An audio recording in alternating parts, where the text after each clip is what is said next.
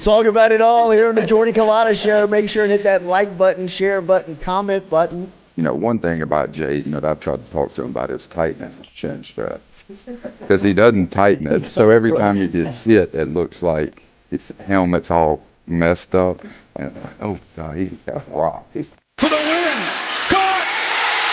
It's good! LSU does it!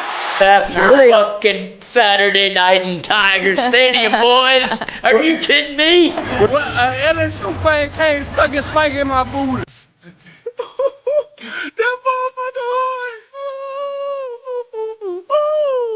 Fan brought his 2 grandkids by and literally was just 30 seconds, just wanted to say thank you for the team and the season and what you did and how much it means to everybody here is truly what makes LSU special. Yeah.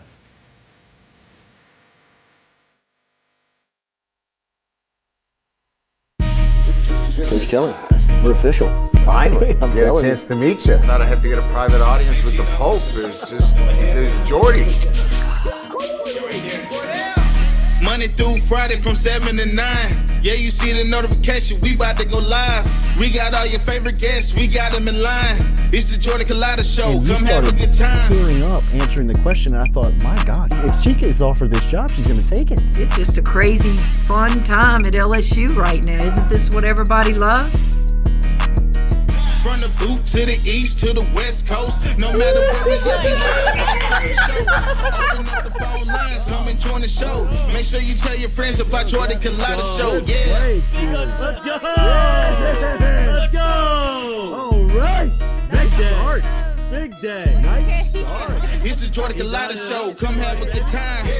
Coach, it's great to meet you. Thanks, sir. Thank you for the time.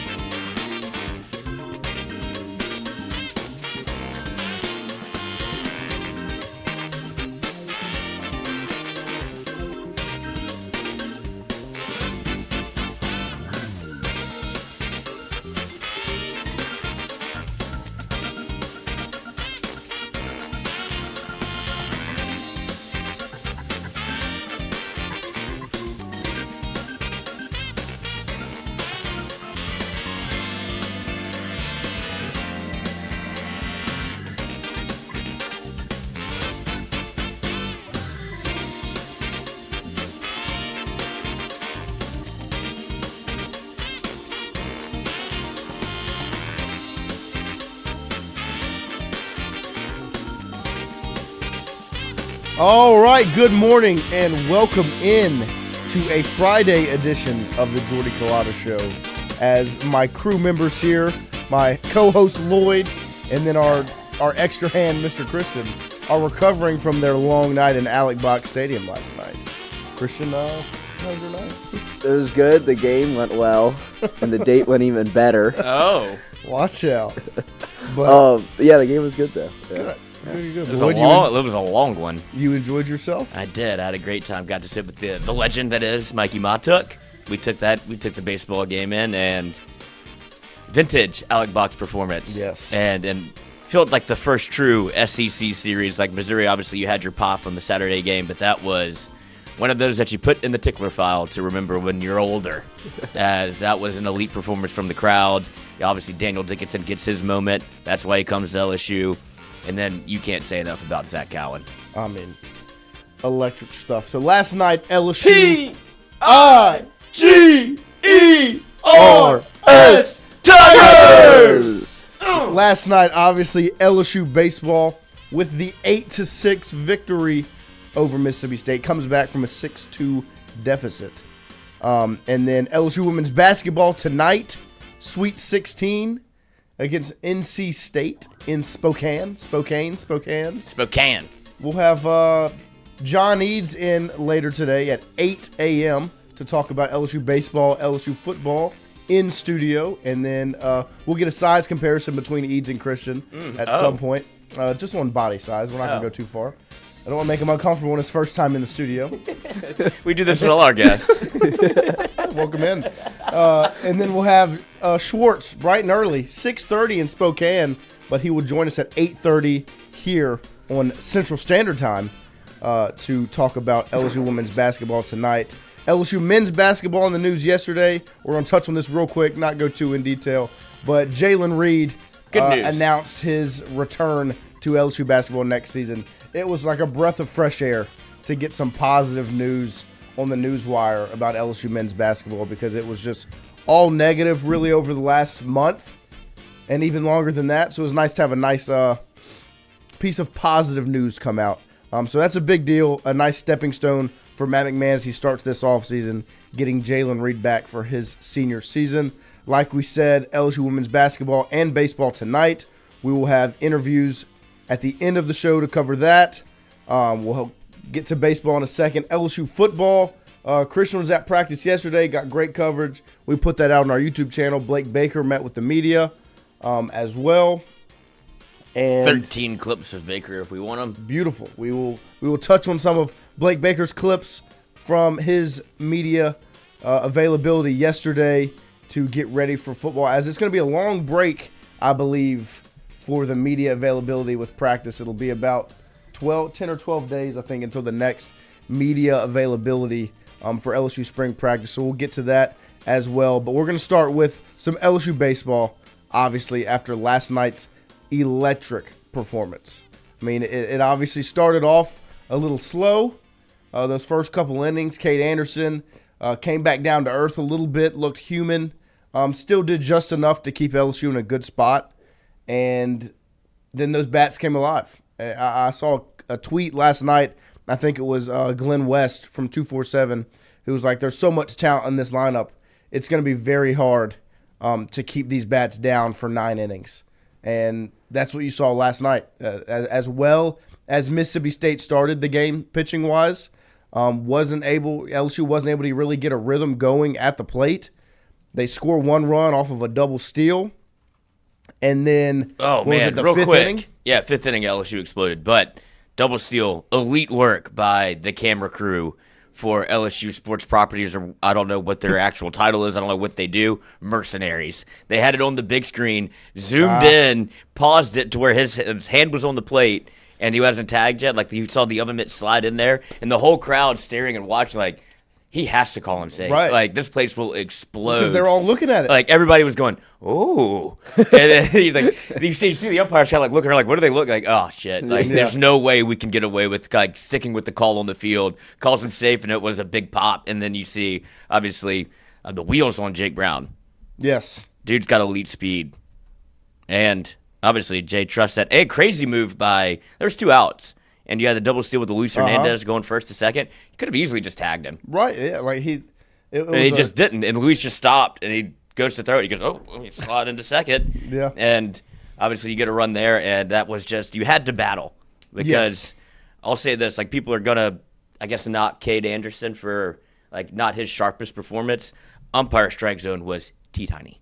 And it was, like, for a guy like Cade Anderson that relies on strikeouts a lot, that's how he's been getting a lot of his, like, swing and miss, and being able to be around the plate, like, get you off balance, catch you looking, because he's got, obviously, a great fastball for a lefty, 93, 95, has the curveball that he brought out yesterday. He threw it more than he ever has. And then when he has the changeup working and the slider working, he's able to get a lot of strikeouts. Right. Zone did not allow for that early on. And then after it was, 3 hours or into the 4th inning, 5th inning, that thing started to expand a little bit. Yes. And you got to see, obviously, you see Benj come in, who literally LSU just couldn't keep them from putting 1 up. Like, they scored a run every inning up into the 5th until Cowan came in. Yep.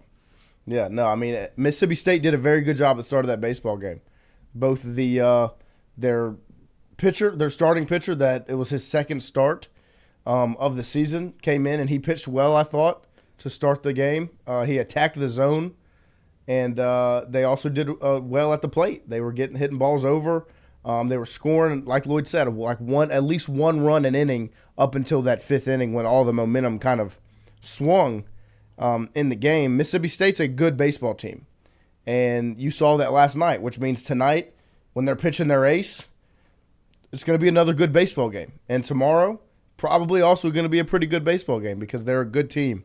That 1-5 SEC record doesn't mean much when they get in the game. That lineup can bang. Like you had the 9-hole hitter ambush Kate Anderson on a get me over fastball 0-0. He was green light the entire way. He hits a home run, and you saw the wind obviously play a factor because Jared Jones mushed 2 baseballs to right, and it was just blowing out to left. So he was hit him into the teeth of the wind, and one of them he just stopped and looked at it. He was like, "There's no way that doesn't get out."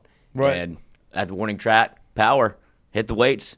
Bear. Yeah. And then Curiel rides the wind to one to left. Release the barrel. Yeah, you got to release the barrel. Got to release the barrel. The barrel probably would have got out. But it was an impressive. That fifth inning to me is what makes LSU such an intimidating baseball team. Is like they go their first run, they score earlier in the game is on a double steal, and then Derek Curiel hits an oppo taco to cut the lead to 4-2. Well, then Mississippi State goes out and scores 2 more runs. And you're sitting there 6-2.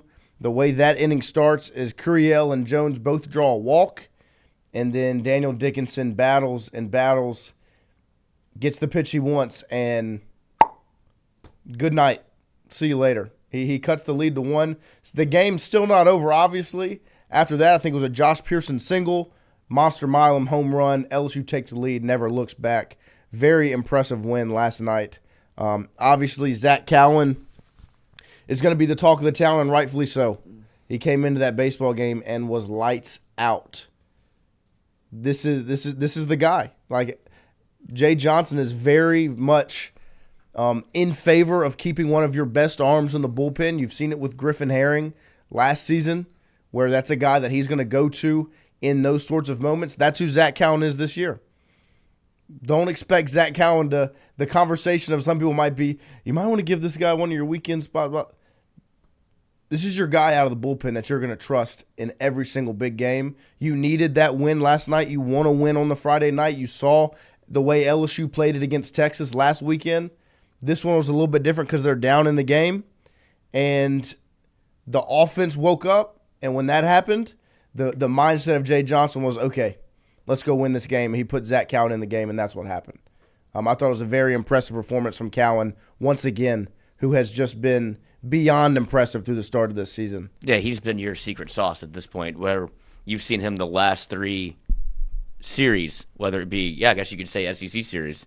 Missouri, he came in and did the same thing, where you put him in a tight spot and kind of rely on him to be the guy after Kate Anderson. You've seen that switch where it was Binge for a good majority of the season before SEC play. You saw them kind of go to it a little bit last night, where Binge was the bridge guy to get to Cowan, where he comes in, gives up 1 run, but is able to at least get you 3 outs and then give you time to get to Cowan, because Cowan comes in and goes, final 4 innings, allowed just 1 base runner, punched out 7, and absolutely was the guy that was a stopper and put kind of Mississippi State to kind of put the brakes on him and put the clamps on him and let LSU be able to, after obviously in the bottom of the 5th, you see what happens when Daniel Dickinson comes up to the plate. And this, like I said, he came to LSU for moments like this because we interviewed him and for on Mic'd Up, which we'll be doing live again today, Friday. 1 to 3.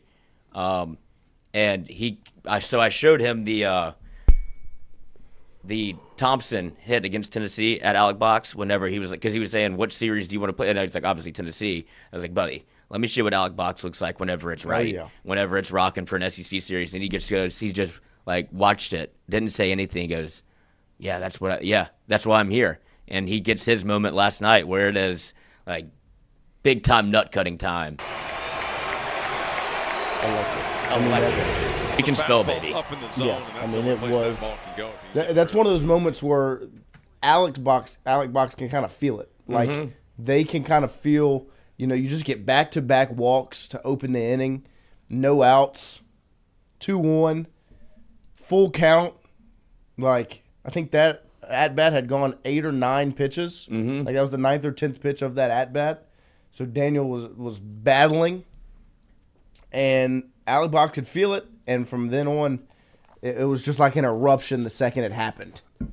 And it was a huge, huge inning for LSU. Obviously, it's what won them the game, but it was huge for Alec Box to get back into that baseball game because like it had gone kind of stale.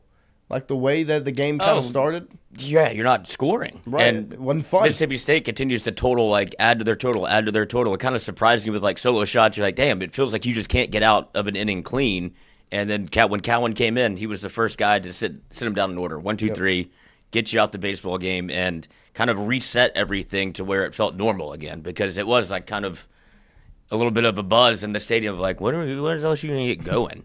And like you said, with those 2 walks, like everybody kind of, okay, this is if they're gonna make a run, this is when it's going to happen. And then you see Dickinson put the exclamation point on it, and then Cowan, no walks, 7 strikeouts, 60 pitches, 4 innings, and we'll have this conversation again, I guess. If you want to have, do you like the win or not? You tell me if you like using Cade Anderson and Cowan on a game 1 Thursday, Friday, however you want to put it, but that is your like elite combination that can get you a win on a game 1 to start the series off 1-0. Right. Now you have the rest of your bullpen. You still have your 2 starters. Like it all lines up. Now, do you need performances from other guys? Absolutely. Yes. Like at some point, somebody else will have to step up because it can't just be Anderson and make Cowan do this every game. Like there is, like I'll listen to some of the conversation if you want to put him somewhere in the weekend rotation, but where it stands right now, this is what it works. And so I don't want to see like kind of, I guess you would move Ianson into that role that you have Cowan in. But because Cowan's such an elite strike thrower, is able to get you out with just straight, like his changeup's filth. Yes. And it's just a good, like it plays so well after what Cade Anderson does to bring him in. And I don't want to see the weekend rotation change. I think Cowan's in the perfect spot because it continues to work. Yeah. And I would like to see Ianson today. Let's stretch it out a little bit. Let's let him go more than 65 pitches. I know it's a battle when he's out there. He likes to run the count up occasionally, but he hasn't really thrown that many pitches. It just feels like it takes a long time, but he's a good pitcher. And I think that if you give him ample amount of innings, he gets better as the game goes on. I'd like to see him go 6. Right. And then you can figure out the bullpen. You still have Case and Evans. Didn't have to use him last night. And that's going to be that next guy where you said it, and it happened. Schmidt in the midweek. So in a midweek game out of the bullpen to get him acclimated to the role, I think he threw like 45, 50 pitches. I would not be surprised to see him, again, kind of try to figure this role out. Because if you can go Cade Anderson, Cowan, and then Ianson, Schmidt, and Schmidt pitches like he should and can and is capable of, he's a top 10 pick. That sets you up to be elite. Yeah, no, 100%. I mean, if you're able to get a rhythm, and then on Sunday you have all those arms available, whether it's Case and Evans and Connor Ware, and just go down the list of guys that you have. Jaden Newt getting in the mix on the weekend. Yeah. You know, like Chase Schwartz. You have, and Chase Schwartz starting it off. Like you have the arms, they just have to get in that rhythm and pitch the way that they are capable of. And you also continue to see the offense just pile in runs. Yes. Like, scored 8. They've averaged 10 runs a game going into the Sunday tilt at Texas. Obviously, that number is going to be kind of still hover around 10 because you put up 17 against ULL. You scored 8 last night in a game that had to have all 8 of them. Yeah. Like, this has turned into a very offensive sport in college baseball where everything flies off the park. They're hitting balls 110 miles an hour to the second base, which also huge play. Dickinson up the middle. There was second and third. Yeah. It was Benj's last out. Second and third, kind of hits a dribbler over Benj. Dickinson runs glove side, makes the throw where I think it's DeLucci for SEC Network. I think that's who was that, or it might have been who's LSU's guy that Todd Walker. I think it was Todd Walker, where he goes, "Oh, tough play," and he made it look so easy. Where you're like, that's a play that in college baseball gets thrown into the first base dugout 9 out of 10 times, and he makes it look so easy. So when you have essentially 3 shortstops, if you have Braswell at third, but to have those 2 up the middle is a blessing because they are playing elite defensive baseball, And in college baseball, that's not really the case all of the time. Right. No, Like you saw in North Carolina last year, like they played elite defense Yes. where you couldn't get a hit. They were talking about it on the TV call or maybe it was the radio. I don't remember. I think it was the TV call, just saying essentially, this is one of the best middle infields in the country. And I would extend. I mean, I haven't seen every team play. I would be hard pressed to find one that can play better defense than these two guys. I mean, the plays that Milam and Dickinson continue to make, game in, game out, and the confidence that the guys on the mound have, the coaching staff had, like all the way around in these two guys, proves why they are the best in the country. Pitchers are comfortable to throw the ball in the zone because if it's a grounder to short or second, nothing to worry about. They're going to go out. They're going to make the play. They've been so impressive defensively. And then for those two guys to be the two guys that hit the home run, the 3-run shot to cut in the lead, and then the 2-run shot to take the lead and essentially win the baseball game, you can't ask for much more out of those two guys. No, there was, like you said, there was a feeling in the stadium when Dickinson came up, and I was like, I don't do this often. And I was like Mike was like, I think he's about to leave. I think he's going to hit a homer. And I was like, you know what? Fuck it, I'll film it. So I pulled out my phone. I never do this. So, all-time called shot here. Bang.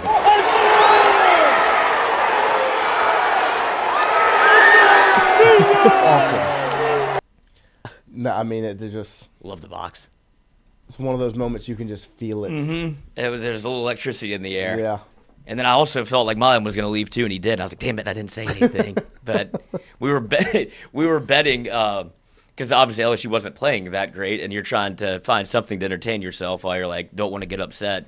So me and Mikey were just sitting there betting $1, swing or no swing. And we'd get up like, I got up $3, and he got up $3. I ended up winning $1. So the kid knows ball. The woman in front of me, sucking him off, was like, you haven't been right this whole time. I go, I'm up $3. How could I not have been right yet? And I was like, you just don't placate to him.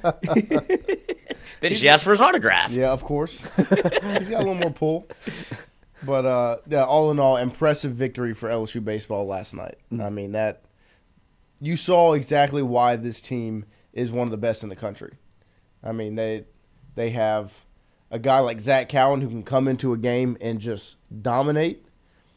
Even when your ace and Cade Anderson has an off night, you're still able to win the baseball game because he does just enough, and your offense goes out and performs the way it did. I mean, I meant to pull up Glenn's tweet because I thought he did such a good job just kind of putting a bow on it. He said, let's see, where was it? LSU's offense is going to win the Tigers a lot of games this year. Will be on the very rare occasion where that group is clamped down for 9 innings. 100%. I mean, it is going to be a difficult task for any opponent to keep these bats down for 9 innings. Like, they have the ability to just at the drop of a hat, boom, 5th inning, you need something? There you go.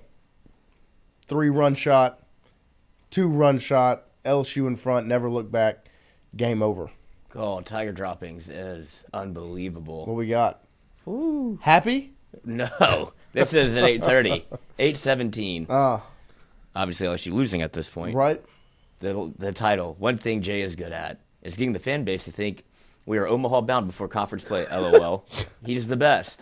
Vitello looks to be the better coach. Vitello has better assistants. That's the difference. You guys are crybaby pussies. Baseball coach O. Every baseball season in the last 25 years is similar. Struggle to turn on and make a run to Omaha. Well, why will this be different? A voice of reason, mate. There you go. Should have hired Bianco. Who hires the assistants? Oh, my God. This team looks a tad shell-shocked and lost. 0 fire. I would dare to say even less emotion than last year. Yeah, right. 0 fire. Imagine typing that out and submitting it. And then before that 5th inning. What a fucking clown. Like, just shout out to the LSU baseball team for the punch in the face to that guy. Because this thread died. That's shocking. I'm sure it did. No emotion, no fire. That team didn't flinch down 6-2. They kept chipping away. Double steal. Derek Curiel, poke one out. 5th inning. All the down wide pokes. open. But what has Jay done before he got here outside of Skeens? He got Skeens here. Oh my, Talent can only take you so far. And then Jim Hopper, attaboy. College World Series runner-up in Arizona with another Omaha trip as well.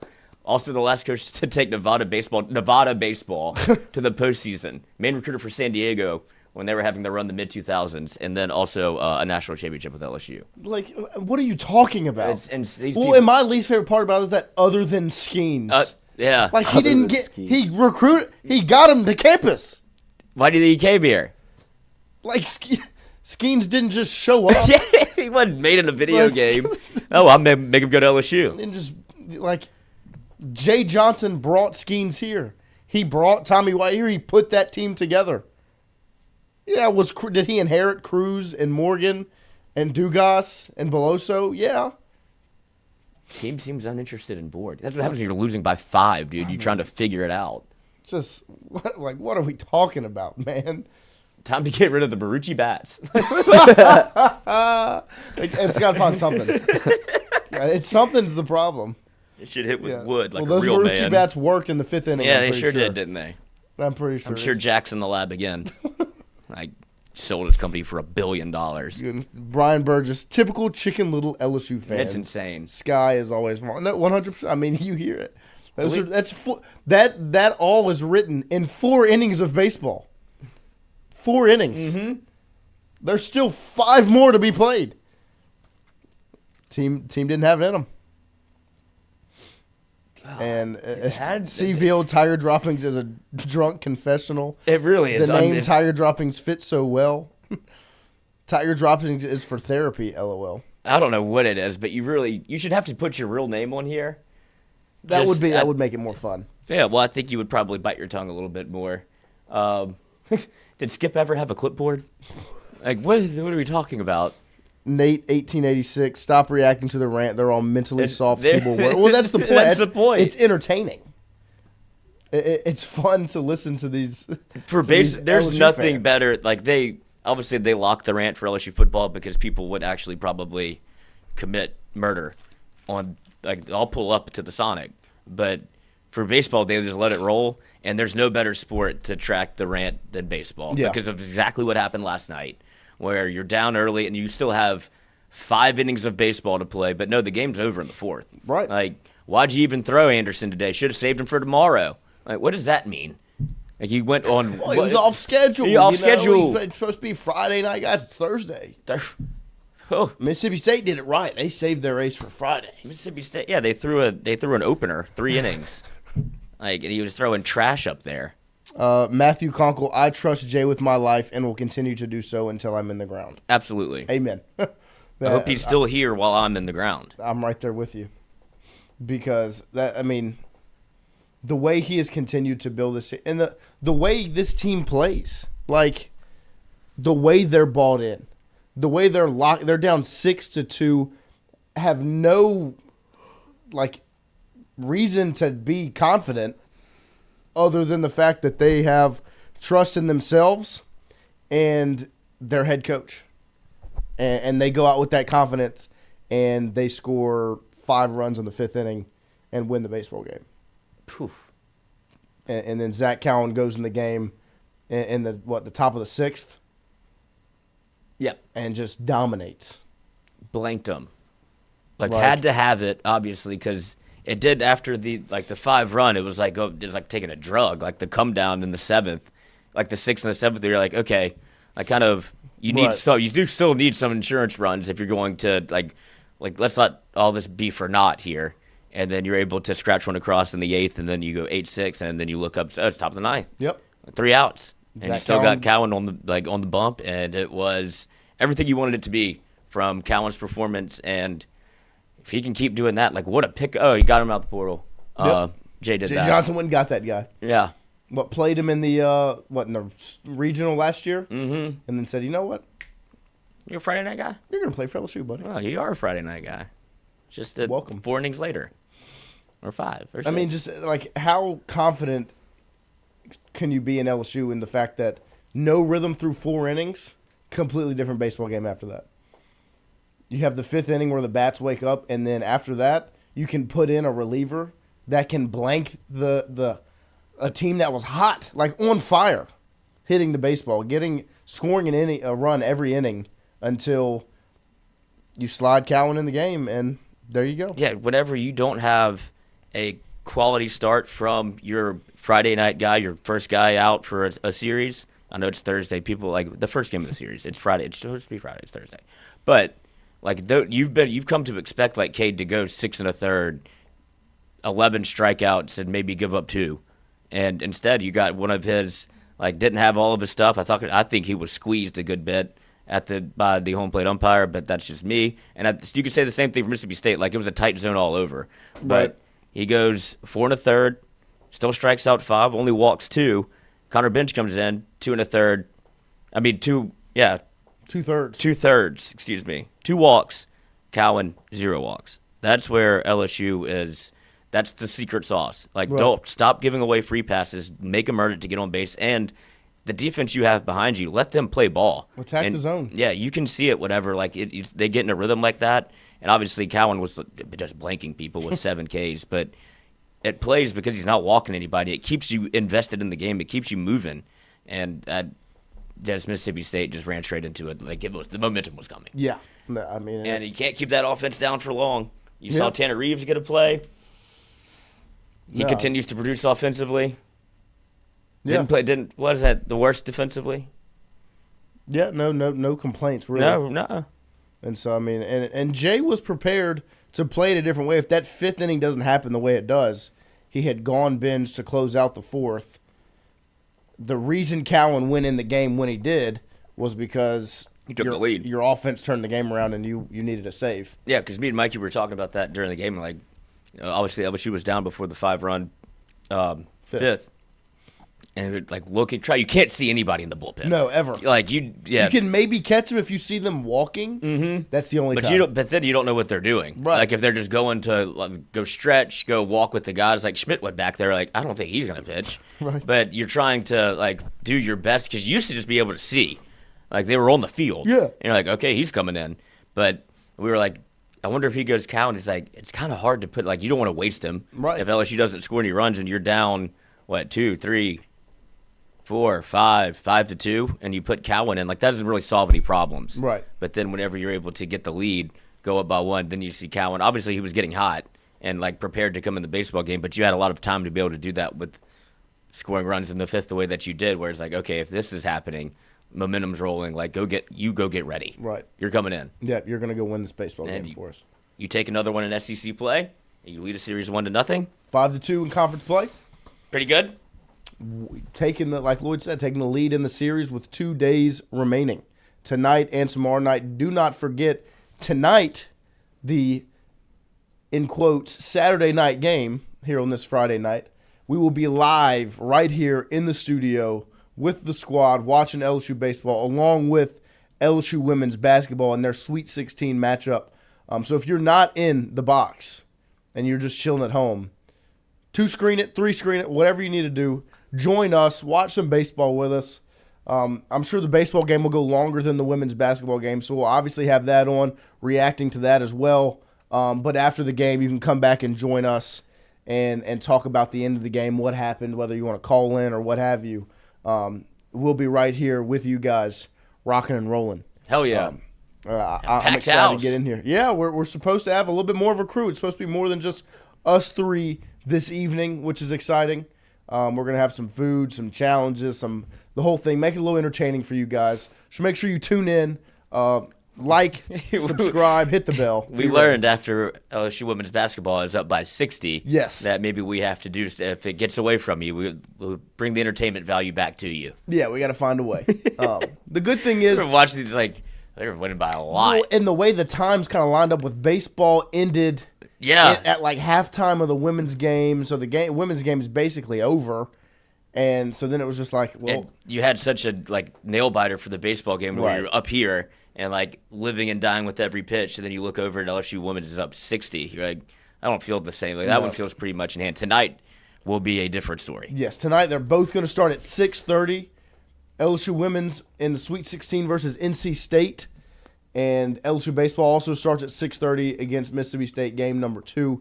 And so I have a feeling tonight will be riding the roller coaster of both games at the same time. I would assume women's basketball will end first, and we'll still have a handful of innings left of baseball to close it out. But we'll see. It depends if we go to overtime, double overtime, triple overtime. But also, LSU football, like we said, they were back on the practice field yesterday. I saw, Christian, they were doing a little something special with the field goal unit. It looked like they were doing some fakes. That's a running little some fake. fakes. They ran one where they flipped it over the holder's head. Speaking of holder, did you see who the holder is? Who? It's one Peyton Todd, still on the roster. What? Still Oh, yeah, on the Todd's roster. still on the roster. Still yeah. there. Oh, yeah, that's true. I think I just marked it down in my Me head when they too. went and got Chadwick out of the portal. That it was like, hey, clean slate, fresh start. Peyton Todd is still here. He is still the holder. So I wish it was Badger. Yes. Badger Hargett, continue. And then Small there was target. another fake where I can't remember how the kicker got. They- No, well, the holder picked it set up and up- ran with it. Yeah. Little option? Both Okay. are not working. Yeah. No, I don't want Peyton No. Todd in the open field. I don't No. think they'll really use those ever. If it ain't Brad Wing, I don't want it. Yeah, that's true. Amen. No. What have we faked? Has LSU faked a field goal in the Brian Kelly era? I don't know if they faked one since Less.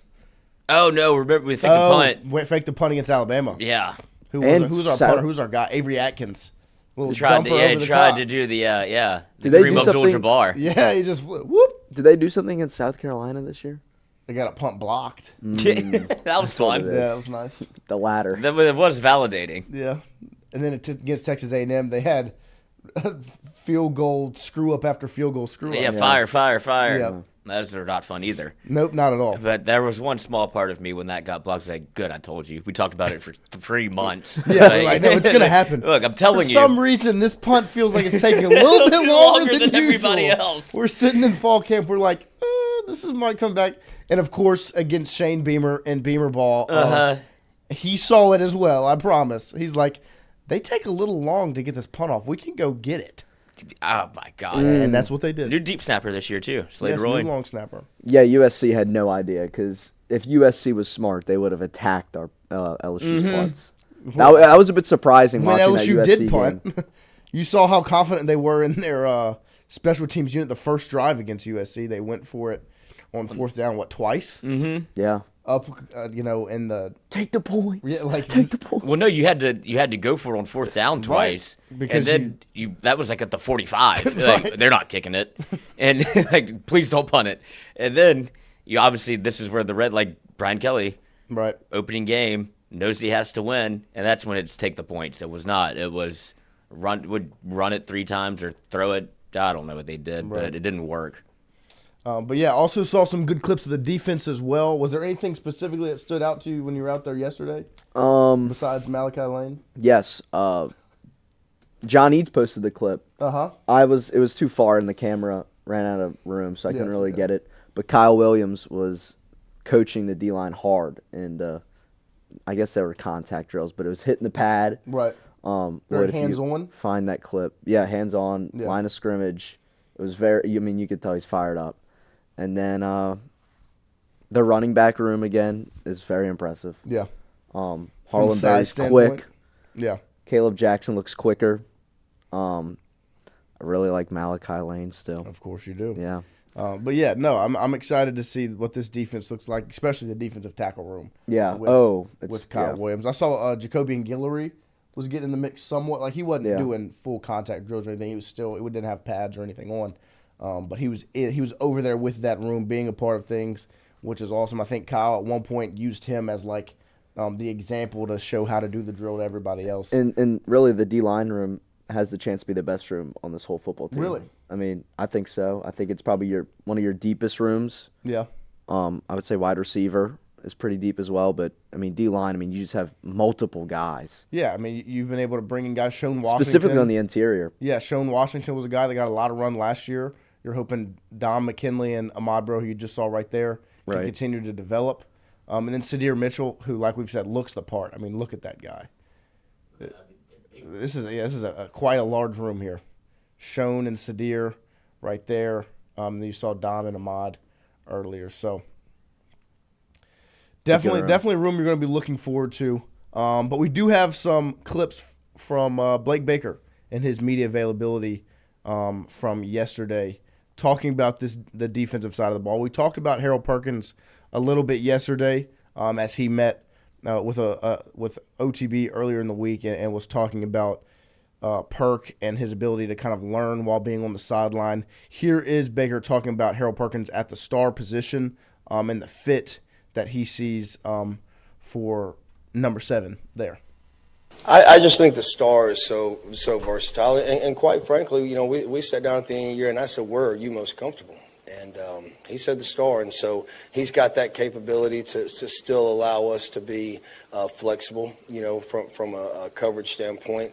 But I do think that he's a really, really good space player. I think, again, with that position, you're able to do a lot of different things with him, and so it'll also keep offenses not necessarily knowing where he's going to line up every single snap. Whether it be pressure, whether it be coverage, whether it be on the line of scrimmage. So we're able to do a lot of different things. That's kind of like the little secret sauce in this defense. The more position flexibility that guy gives you, the more versatile we can be on defense. No, I mean, he's exactly right. I mean, that is a guy that is an extreme talent, like a special athlete and special player.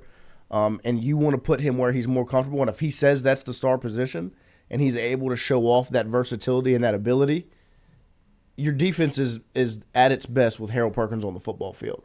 Yeah, that was a conversation that was fun last year. And I think that you just heard the defensive coordinator say that straight up. Like, this defense is going to be at its best when Harold Perkins is on the field. And finding a spot where he's comfortable and he's going to be able to show off to the best of his abilities is going to take this team to where it wants to go.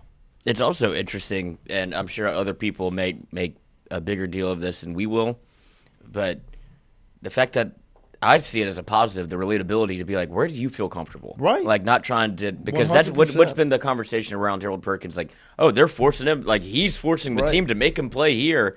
And it's like the relationship that you have with your defensive coordinator is exactly that. Like, obviously, he's coming off of injury. You're trying to rehab him, get him ready to come back to the football field, and now you have time to kind of evaluate and even ask. Like, you're not in the thick of it. Like, Perk, where do you feel comfortable? Like, you can do anything. Yes. So where do you feel comfortable? If he says star, put him at star because of everything that he just said. What do you think of when you think of Harold Perkins? Put him in space. Yes. Like, make him be a wild card that you have to. Like, you can't ever not know where 7 is on the football field. And if you have him at star and he's able to develop in that position and understand it, where you can put him at multiple spots, because it is a big, I wonder if he green dots him again. Right. Like, it is a task if it's on Harold Perkins to be able to learn everywhere he's going to be on the football field. And you don't want to overload him with, like, thinking too much, because then that takes away his ability of what makes him special. It's just go. And so if they have a plan to put him at star and how to utilize him, whether it's him coming off the edge, whether it's him in coverage, which we've seen, and it's not bad. Like, it's something that we wanted to see more of.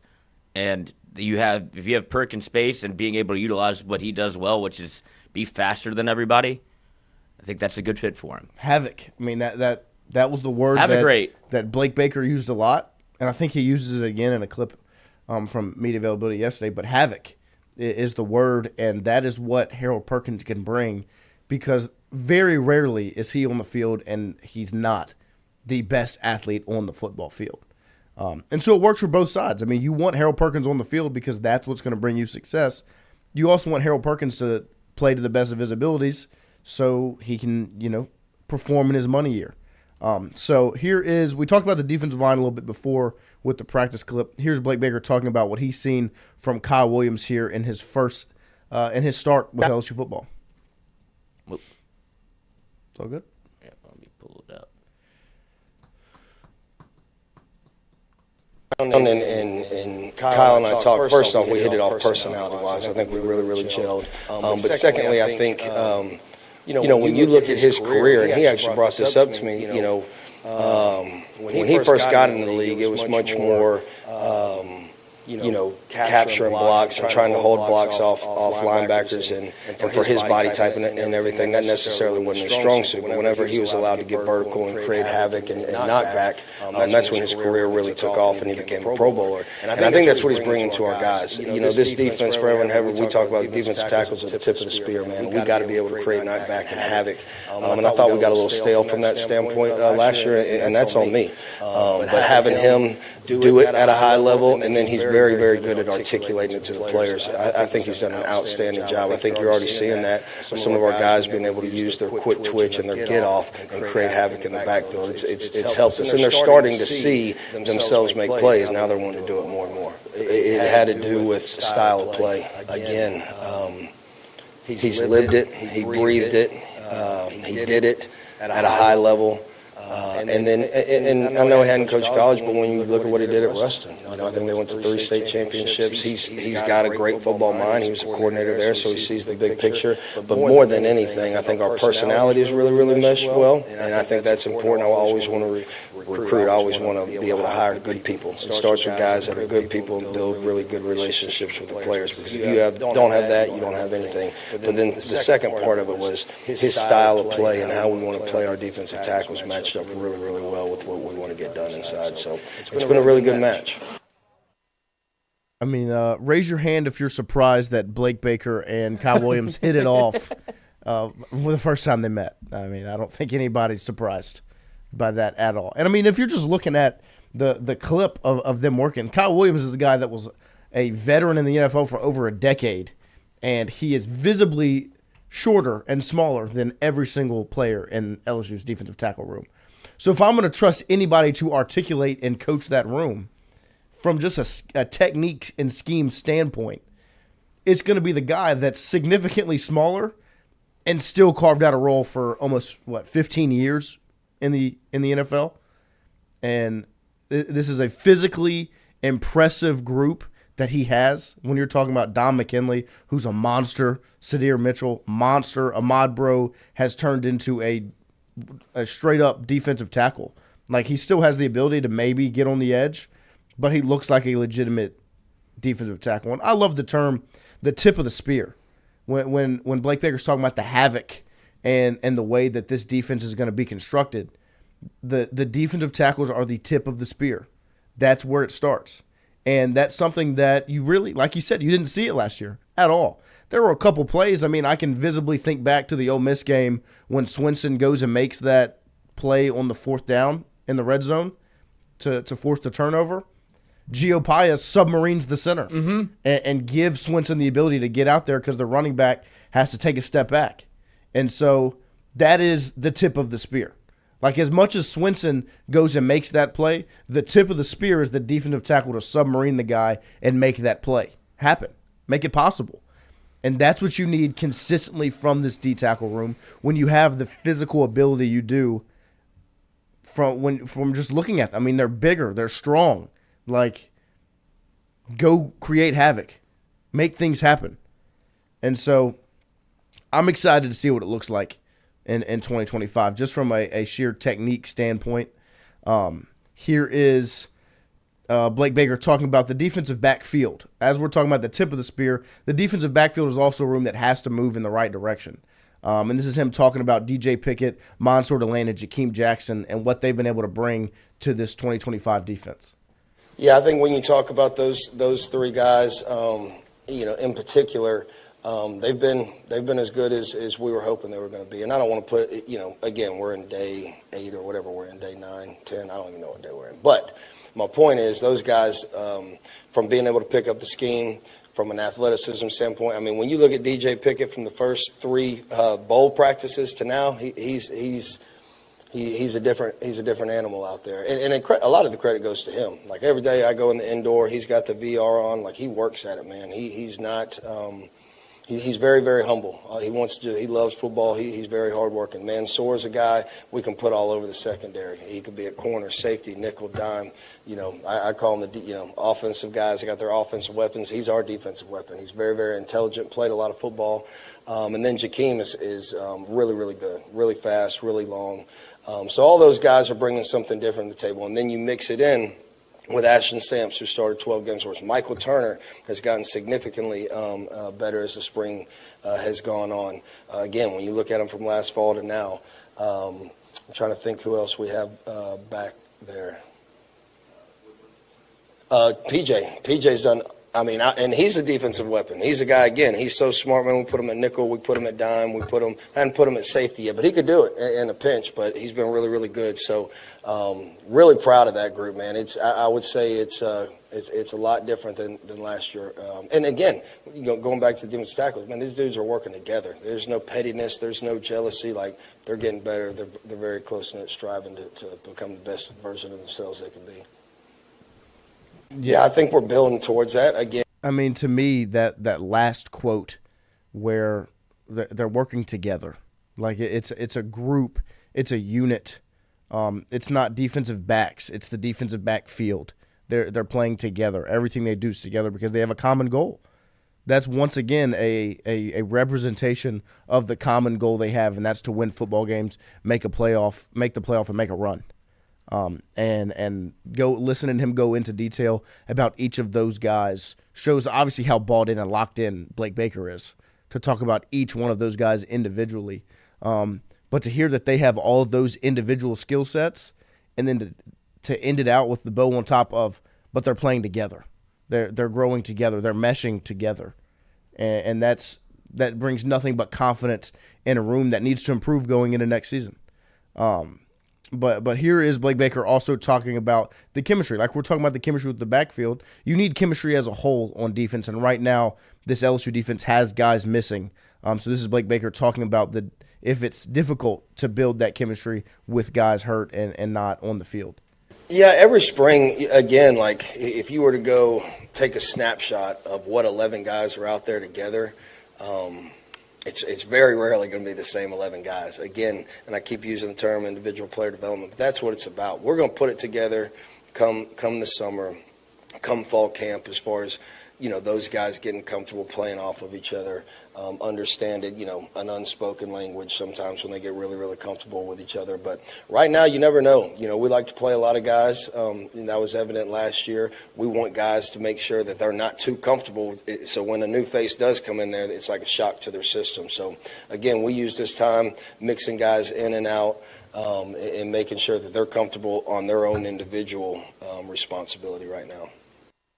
Yeah, we're going to play one more clip here, and then we're going to close it out as John Eads from WAFB is here to talk LSU baseball, LSU football. This is Blake Baker talking about this defense building towards an identity. So this clip will close it out. We'll go into a break, and we'll be right back with John Eads after this. Yeah, I think we're building towards that. Again, right now we're about individual development, and so, we don't have necessarily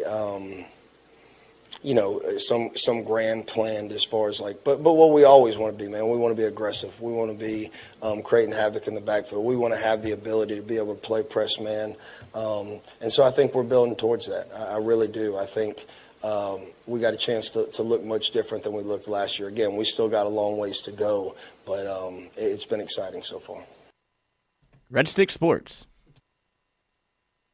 Red Stick Sports, a local staple in Baton Rouge to all sports fans, was founded back in 1981 and has remained a family business for over 40 years. Today, they still have the great selection on the floor, but they're also a leader in custom apparel for businesses, sports teams, and other groups. Take it from us, everybody over here at FM Digital Media. They help us out with all of our apparel. Let them help you out today. Go ask for Cody over at Red Stick Sports. Check him out online at redsticksports.biz. The Jordy Culotta Show is brought to you by A-Bears Lawn Maintenance. Commercial or residential, A-Bears Lawn Maintenance is ready to work. A-Bears can tackle all your homeowners association requirements. Call Blake at 225-485-8022. A-Bears Lawn Maintenance. Are you looking for sound financial advice? Then get in touch with Daniel Newman of Edward Jones. You can call him today at 225-261-8262 or email him daniel.newman@edwardjones.com. If you're planning for retirement, saving for college, for children or grandchildren, or just looking for sound investment opportunities, get in touch with Daniel today, 225-261-8262, located on Magnolia Square Drive in Central. Daniel Newman of Edward Jones. Well, the Andrews Sports Medicine Institute collaborative effort was an idea from Dr. Andrews and myself to bring together two great names, the Andrews name and the Ochsner name, to elevate the quality of care for athletes in the state of Louisiana, where he's from. I always thought I would come back to Louisiana and practice orthopedics with my subspecialty being sports medicine. This was an opportunity through Ochsner's to come back and work the entire state to help develop and take sports medicine to a new level. As an orthopedic surgeon, what this means in the future in terms of, access for our community to the type of care that Dr. Andrews pioneered, words can't describe how valuable that is. Ochsner has a great opportunity here to really grow, and Dr. Burnham, of course, is the mainstay of making that happen. If you want to have first-class sports medicine care, check in with Dr. Burnham and his group, and you'll be more than impressed and pleased. Fourier Insurance Agency, established in 1946, helping you with your home, auto, commercial, life and health insurance needs. Around in Baton Rouge at 4275 Government Street and online at FourierAgency.com. Whatever insurance you're in the market for, home, auto, commercial, contractors, life and health, get in touch with Fourier Insurance Agency, FourierAgency.com, or give them a call at 225-383-0682. Fourier Agency. Get Gordon and get it done. Yeah, everybody know Gordon in a 225. And he done link with Big Four. He got buku ties, Ferrari sliding, flying in a new coupe ride. And every time I ride by, I see a brand new sign. I'm with Gordon, I know that he gon' get it done. Whether it's a big truck crash or a hit and run, recovery funds, he fighting to get a ton. Mike Epps, man, we all about the Benjamin. Handling injuries, man, are you kidding me? Gordon McKernan, that's champion energy. Yeah, family man with a family plan. Get Gordon, he gon' fix it like a handyman. Get Gordon and get it done. Welcome to Trifecta. Trifecta Sports Therapy in Baton Rouge. Recover, repair, restore. At Trifecta, they believe in total body wellness. Trifecta gets the body back to its full potential. Whether you're a youth or pro athlete, a pre or postnatal mom, or if you lead an active lifestyle or a senior citizen, Trifecta has the class, the sports massage, the sports therapist, the stretch therapist, or the equipment like infrared sauna, cold plunges, and golf simulators to find your best. Find Trifecta online at trifectasportstherapy.com or check out the beautiful facility today, 8221 Goodwood. Trifecta Sports Therapy. Hey, Tiger fans, when traveling through Natchez, Mississippi, make sure to visit us, Tom and Wright Granning, at Go Mart on the Go Deli. Go Mart has clean restrooms, community coffee, an awesome beer cave, and a great selection of anything you may need on your trip. Located at 4 Sergeant Prentice Drive as you're entering Natchez on your left. Also stop by Wardo's Po' Boys at 309 North Broadway on the beautiful Natchez Bluff, where everyone is family.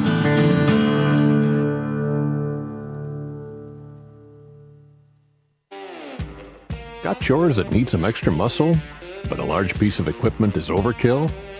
That's what John Deere compact utility tractors were made for. Powerful enough for the work you need to do.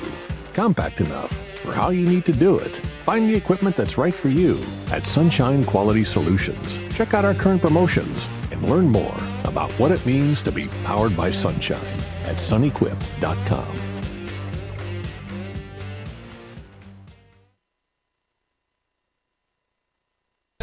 Pressure never fazed me cause I'm bigger than pressure. I'm on my grind, bullshit, can't fit on my schedule. I'ma do what's best for me, you can keep all your lectures. Spend the summer stacking bread, might be gone to November. Pulling up like Trey Young just to freeze up December. I got niggas on the blood like traditional sinners. OGs love me so I hang with traditional winners. I took a break for a minute, I had to go charge up. Had to focus on my business, I'm coming back smarter. Heat up DJ, tell them go like I'm All right, welcome back here as we begin hour number 2 on this Friday edition of the Jordy Culotta Culotta Show. Great stuff as we heard Blake Baker's meeting with the media from yesterday. We have got a special guest in the studio this morning, a guy that has been working his tail off. Hardest working man in media. 100%, as he has gone from covering high school sports to its full extent, LSU football, the whole deal, and is now rocking and rolling on LSU baseball along with spring practice as well. One John Eads from WFB 9. John, how are you? Great. Thanks for having me in, man. This is awesome. It's nice to see the setup after watching it. Yeah, I appreciate you coming in this morning. It was nice to get to hang out with you at Pro Day the other day. We haven't been able to get out to practice, spring practice, because of the time, and we've been sending the little one out there. And you've had a front row seat, get to be out there, every day. What has been your grand takeaway from spring practices before we get into some baseball stuff? Love the energy. I feel like every time I'm out there, you can hear the guys at the beginning of practice, set the tone, let's go. So it's nice to see that, because it's not like this team is a bunch of Louisiana kids that have been on this team for a couple of years. I mean, you got new guys in there that are coming in and leading the charge. They spent a lot of money to be a championship team this year, and it's nice to see the work ethic and the buy-in collectively early, like right now. And you probably, when you go to practice every year, you hear guys saying some of these things, trying to get the energy up and things like that. But it's different now. This isn't the same college football. This isn't the same LSU with guys that are here in red shirt and put in a couple years. It's, going to be a lot of new names and faces, but it seems like they're meshing and gelling early and building those relationships. And love the coaching staff. A lot of youth in the coaching staff when you think about Joe Sloan and Kyle Williams and Blake Baker and Corey Raymond and so on and so forth. And it's almost like they're extensions of the team. They're players. They're out there. They're just not wearing pads, When you watch Kyle Williams, the energy he brings to the drills. Blake Baker's out there in cleats. Yeah. He had rotator cuff surgery, so he can't push the guys around anymore, he told us. But I just love the team. I love what they're doing. And, Brian Kelly's been around for a long time, so he can't necessarily be hands-on with everything everywhere. I like the adversaries, if you will, that he's brought in to lead the different position groups and take care of their business around the field. Has there been a specific one of those assistants that's kind of caught your eye more than anybody? I think everybody obviously will kind of, turn their attention to Kyle Williams because he's the new face in the building. But is there one, like I remember visibly last season in fall camp, Bo Davis and Kevin Peoples to me were guys that my attention just shifted to because they were loud, in your face, like old school ball coaches.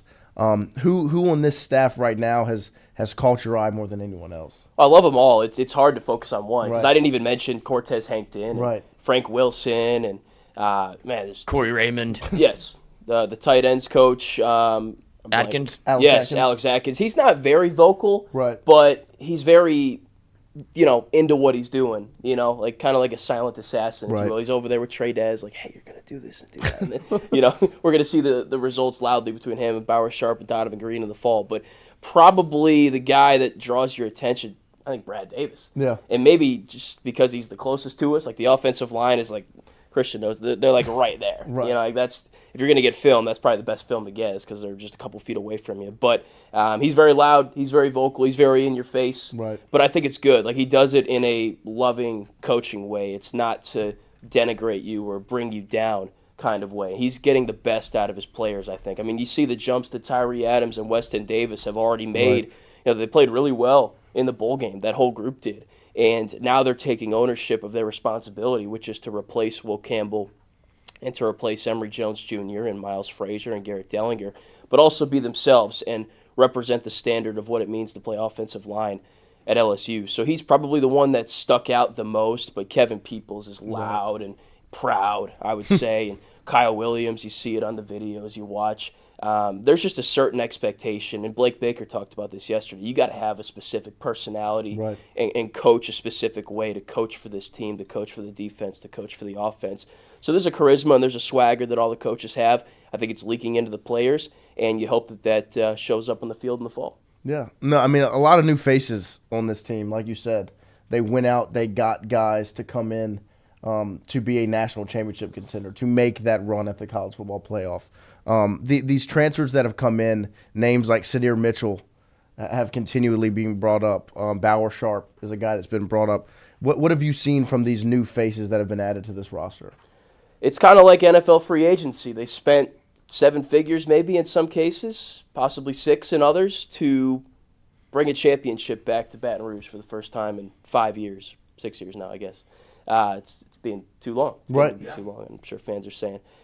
So they brought these guys in to be immediate impact players. Blake said that yesterday too. Not depth guys, not, all right, we need to backfill here, second string corner, second string linebacker, second string right guard. We need starters, guys that will produce for us, that have produced already in college football, and they're all doing a great job. I think they're all contending, at least in the 2 deep right now, and competing for starting reps. But with that said, and this is the great thing about it, the guys that have come back that they, so to speak, brought in to take their spot, take their snaps, they're like, I'm not going to give up my posts easy, if at all. So DJ Chester, who played center last year, had some good moments, had some not so good moments. I think he's taken a big jump. You know, I think when you bring in that competition, it's kind of cliche and you hear it all the time, competition breeds success, or iron sharpens iron, whatever it is. But that's truly been the case with this team, because you have players who have already put in the blood, sweat, and tears in the purple and gold that want to go out and play, in front of the fans on Saturday, want to represent the colors in these games, and they don't want to give up their jobs. They don't want to give up their gigs to guys that they paid money to come in and take their spot. But with that said, the guys that are transferring in have been there and done that in most cases. They've played that big-time college football in front of these thousands of fans. They've caught the interceptions. They've produced the pancake blocks. They've scored the touchdowns. So, you know, it's a good mix. And I think this team's going to have crazy depth at a lot of different positions, not just because of that, but when you think about the injuries. You know, obviously it was a bummer to see Witt go down and Harold go down with the injury he had, but this is something I asked Blake yesterday, is how good is that for guys like Devon Keys and West Weeks and C.J. Ross and Ty Singleton? Like, how good is that for that room, that those guys now, instead of getting 5 reps, they get 30 reps? Right. Then obviously Witt and Perk are going to come back in and take their posts, but those guys have gotten extra development in the spring here, and they'll get some in the fall as well. So I think at most positions on this team, you're going to have a lot of guys you feel good about putting in the game, and it's going to open you up to creativity on both sides of the ball.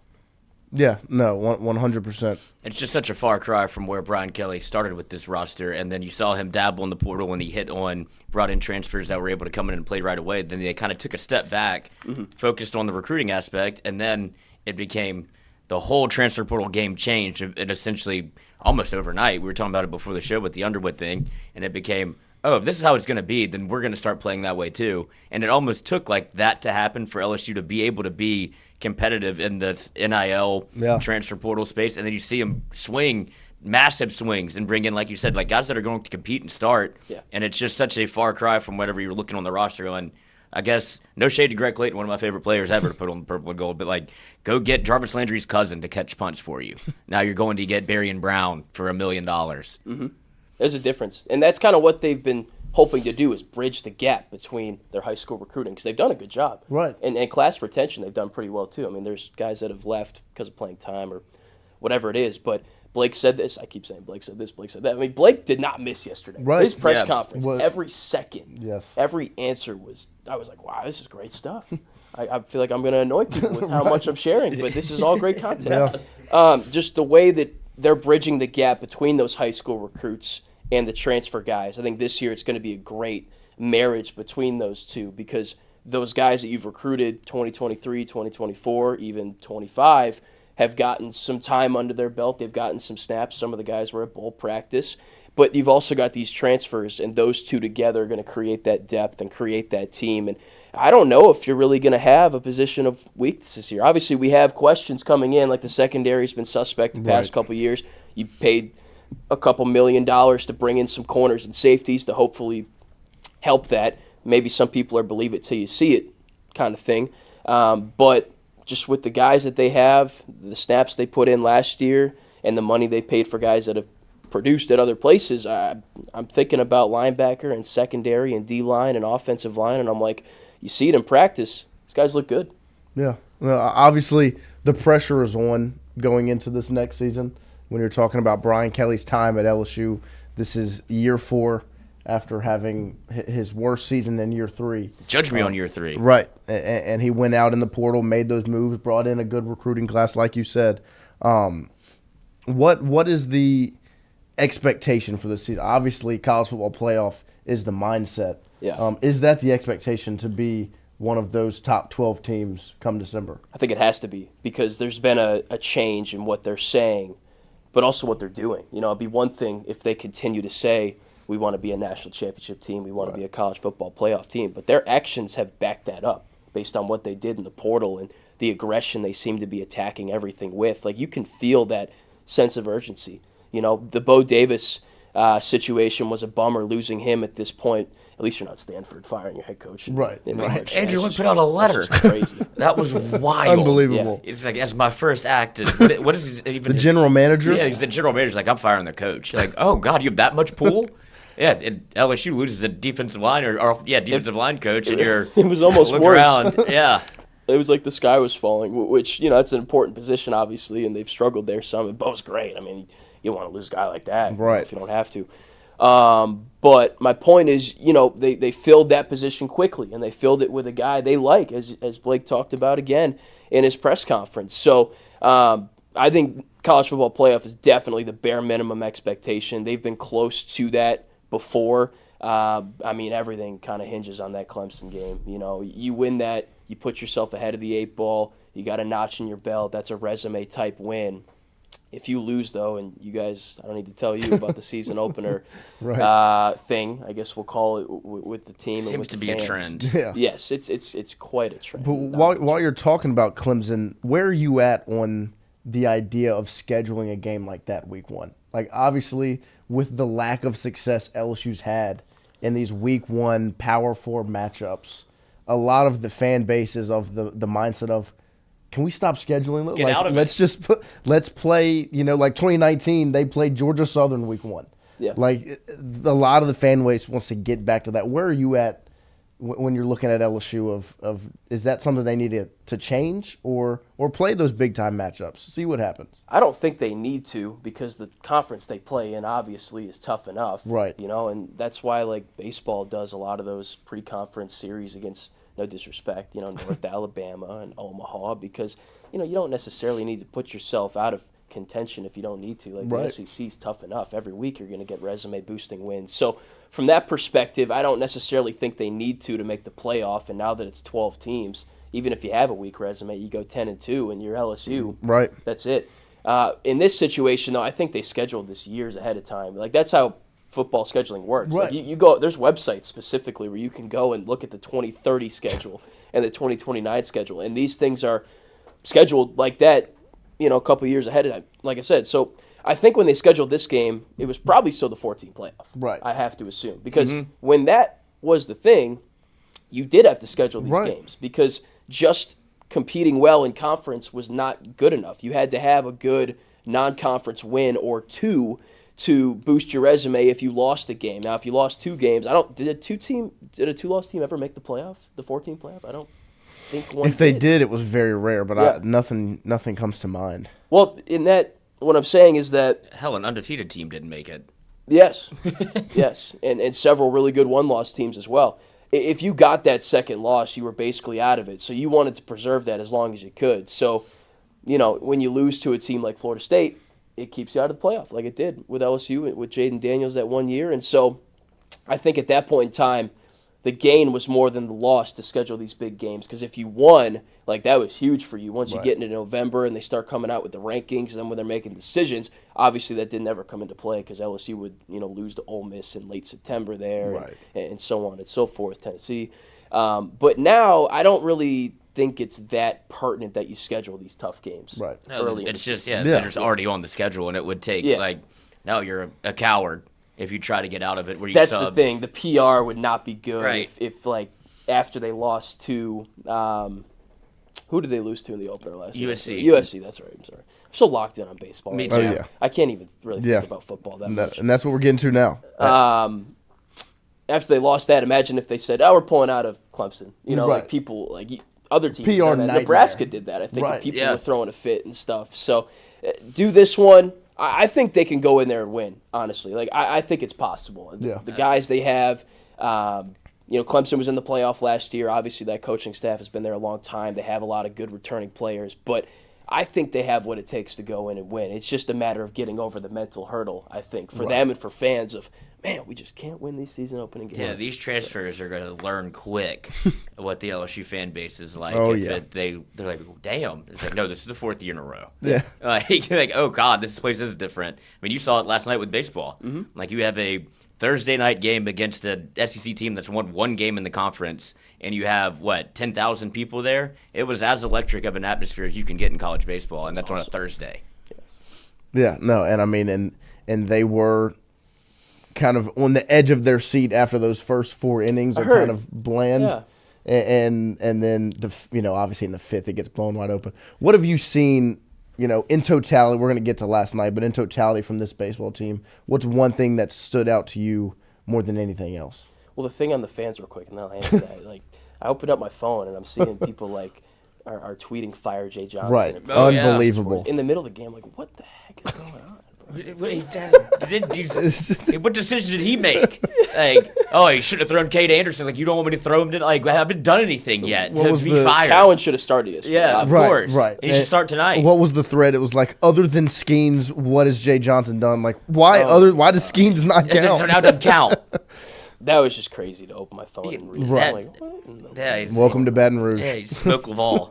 Those won a national championship already. I want those people to come and spend a whole day with Jay. Right. Just shadow him for a day and see what he does, and then see if they say that. Show how impressive he is. This guy works 18 hours a Right. day, probably a little bit more than that, and squeezes everything out that he can to make this baseball team better. So, yeah, you got the right guy. Right. And we talked to Chris Blair about it before, and he said that with Saban, there was always one light on when you drove past the offices, and it was Saban's office. And now that light is back on. Every time you drive past the office, it's Jay Johnson, and they're working. That's awesome. Yeah. I like that. Right. I mean, that's true, who he is. It really is. Like, I hang around for a little while and chat with some of the other media members, Koki Riley, Corey Diaz, Bryce Kuhn, some of the folks that are on LSU's media team.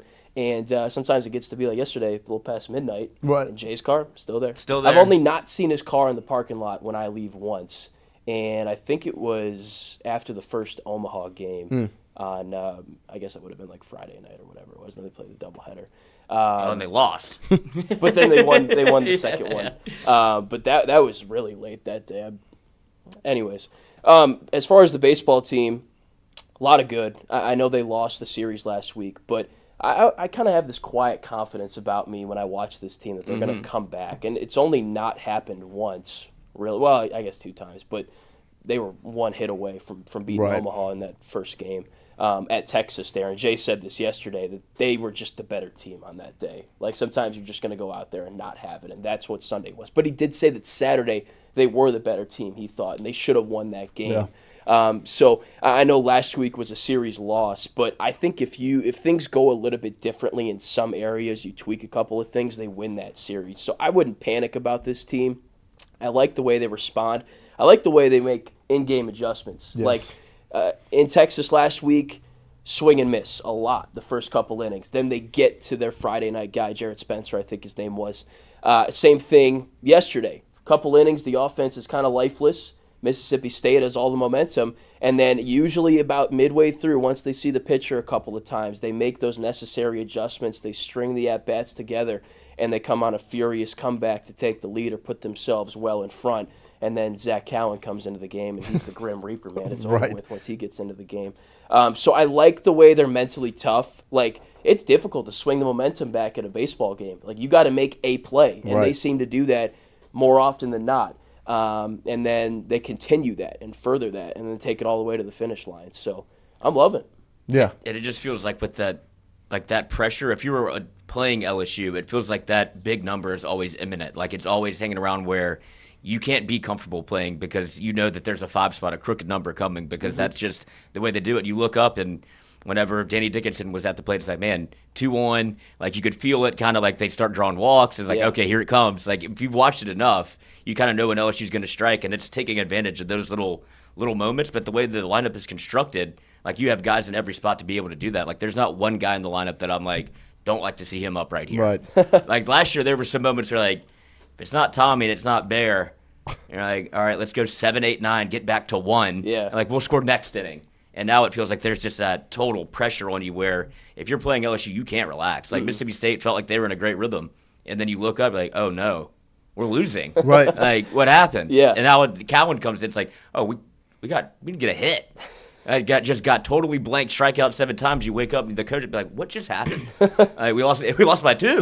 Right. And we were up 5. Out of nowhere. And it's like, oh, okay, that's what LSU baseball can do. It's just relentless pressure. It's too much. And there's even guys not in the lineup. Like yesterday, they didn't even put in Fry. They didn't put in John Pearson. They didn't put in some of the guys that have pinch hit in some situations to give you a spark on offense. They didn't need it. They got a roll into the 5th, and that was it. So really impressed with this team. They made winning plays. And that's a tough spot, down 6-2 on a Friday night when you just lost a series. You did beat UL. Yeah. Yes. The extra L, I guess. Yeah, watch out now. Yes. Be I careful. usually just resort to Raging Cajuns because, we work for a TV station. We don't want to make we're trying to attract viewership. Yes. Not that you guys aren't, but I'm just trying to. We're very divisive over here. Yes. No, I love this team, though. Jay worked really hard to construct it, and they have a lot of fun when they play, and I think it's easier when they're playing that way, loose and carefree and whatever it is. So Yeah, they got quiet confidence to them. Yeah. I mean, they didn't. and you get that watching. Yeah, I mean, they were down 6, they didn't flinch. Like, never once did you see a bead of sweat out of fear drop down somebody's head. They were just ready to go play. Yep. And in that 5th inning, I mean, you were obviously in the box. What was that feeling like? Oh, it was awesome. In the 5th inning when those first 2 Curiel walks, Jared Jones walks, Dickinson's battling, no outs, and then gone. That's exactly what it sounded like. Yeah, momentum changer. Right. What's one thing you covered the team obviously before the season even started? Like you've been got a ton of praise for you for being able kind of bringing baseball coverage back to where it kind of should be, where not everybody is grinding like you are to be able to get content out and cover the team. What's something that you've seen from before the season started that has carried over, or something that maybe has changed that you've noticed in the team? Well, I appreciate that, first of all. Of course. And it's a championship team, so I think it deserves that championship-level coverage, and I've really enjoyed covering them. One thing that's changed about the team throughout the season is kind of what you're asking? Say that again? One thing that's changed about the team? Yeah, or something that you noticed that kind of maybe come to fruition, or something that you just have noticed before the year that has either carried on, or something that you're like, oh, I didn't expect that, or I did expect that, like kind of something that's kind of come to fruition so far in the season. All right. Well, Derek Curiel was tabbed the preseason freshman of the year, and after going to you guys were at some of those too. Those preseason scrimmages, you could just see it. He was out there producing. He did not look like a freshman. So you thought that would carry over into the real games, and it did. From the first game, and it hasn't stopped. Like, he hasn't really had a bad game, because the thing about Derek is that he's going to affect the game some way, somehow, defensively, offensively, most nights, both ways. So if he's struggling at the plate, he's going to make a great defensive play. If he's struggling in the field, which I highly doubt he ever would, he's going to make something happen for you at the plate. So he has been everything as advertised so far. I don't see that changing at all. Just the way he approaches things at the plate, the way he plays defense, just the way his mind works. I just don't see that changing. He's been that way his whole life. I don't see that going a different direction. And he's going to have 2 really good years here. Yeah. His first year's already off to a great start. He's a draft-eligible sophomore. But, man, we don't say that part out loud. We don't say it. I don't think a lot of people know that. No. Like, 3, he is, and he's leaving. Yes. So enjoy but these you're 2 gonna. years. It's not like, if he were a 3-year guy, he needed the first one to get acclimated. Like, he's been ready-made, instant oatmeal. Yeah. Like Baker made that. What would that be, a metaphor, I guess? Yeah. He has been instant oatmeal. That's been ready to go quickly, Derek Curiel. Trying to think of what else has kind of matriculated. There was so much talk about Connor Ware before the year where it even came from the horse's mouth. Like, Jay was like constantly talking about it, giving him his flowers whenever he obviously transferred in. And then it felt like he was going to be in the role that you had, like that Cowan has kind of taken over. But that's what you expected from Ware. What did you see before the year that hasn't really transpired this year, or on the, I guess, in game?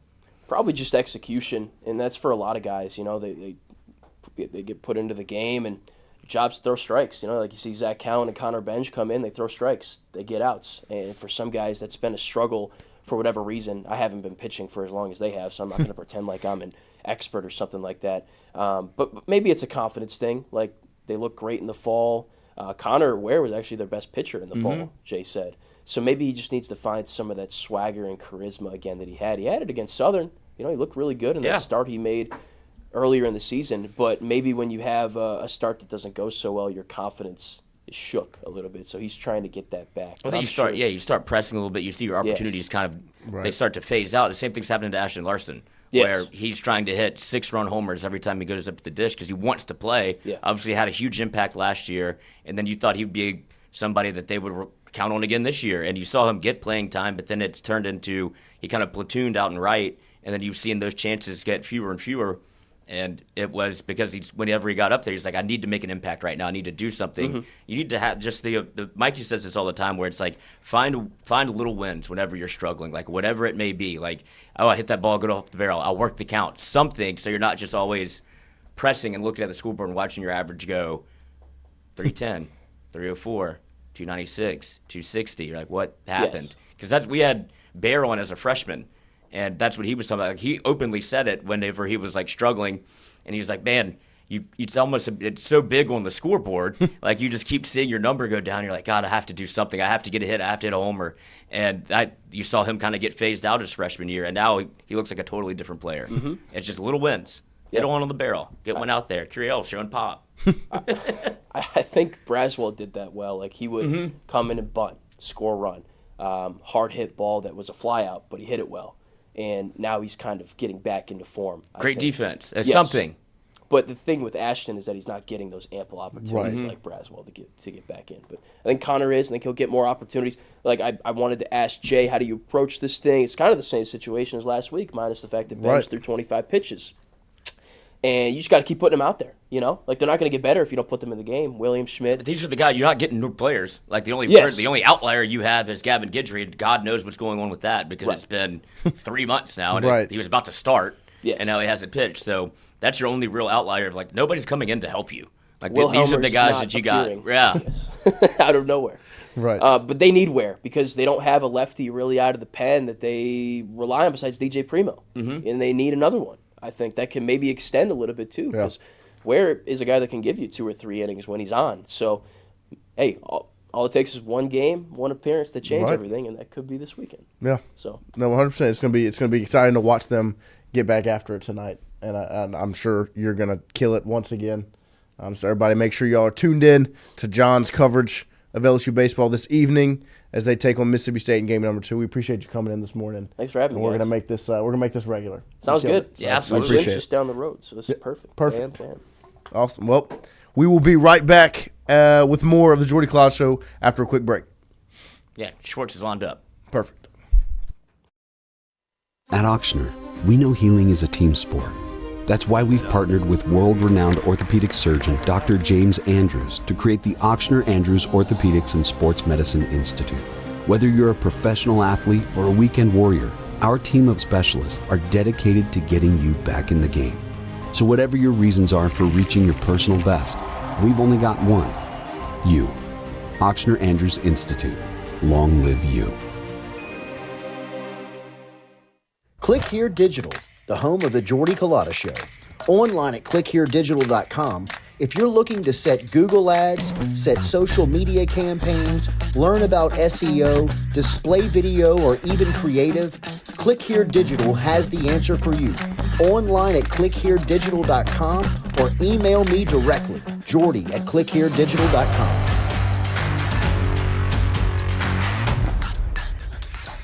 Family calls family. That saying resonates even more as your family grows. And we can't seem to stop growing. Meet the newest member of the Get Gordon family, Penny's cousin Rosie. Rosie already knows, the larger your family, the more people you have to lift you up during trying times. Just like at Gordon McKernan Injury Attorneys, we've grown to over 200 team members with over 50 local attorneys. So whether you pick Penny, employ Ellie, roll with Rosie, or get Gordon, we want to be your lawyers for life. Your lawyers for life. Phil's Oyster Bar, a staple of South Louisiana since 1945, located in Southdown Shopping Center and online at philsoysterbar.com. If you log online, you can learn about the private party schedule, the catering menu, and even order online. Daily lunch specials Monday through Friday. Learn about the history when Gus Piazza took it over in the early 70s. made it an absolute stop-in for everyone who came through Baton Rouge, and now Anthony, his son, carrying on the tradition. Phil's Oyster Bar, Southdown Shopping Center, and online, philsoysterbar.com. It's rare to find someone you can count on when it's go time.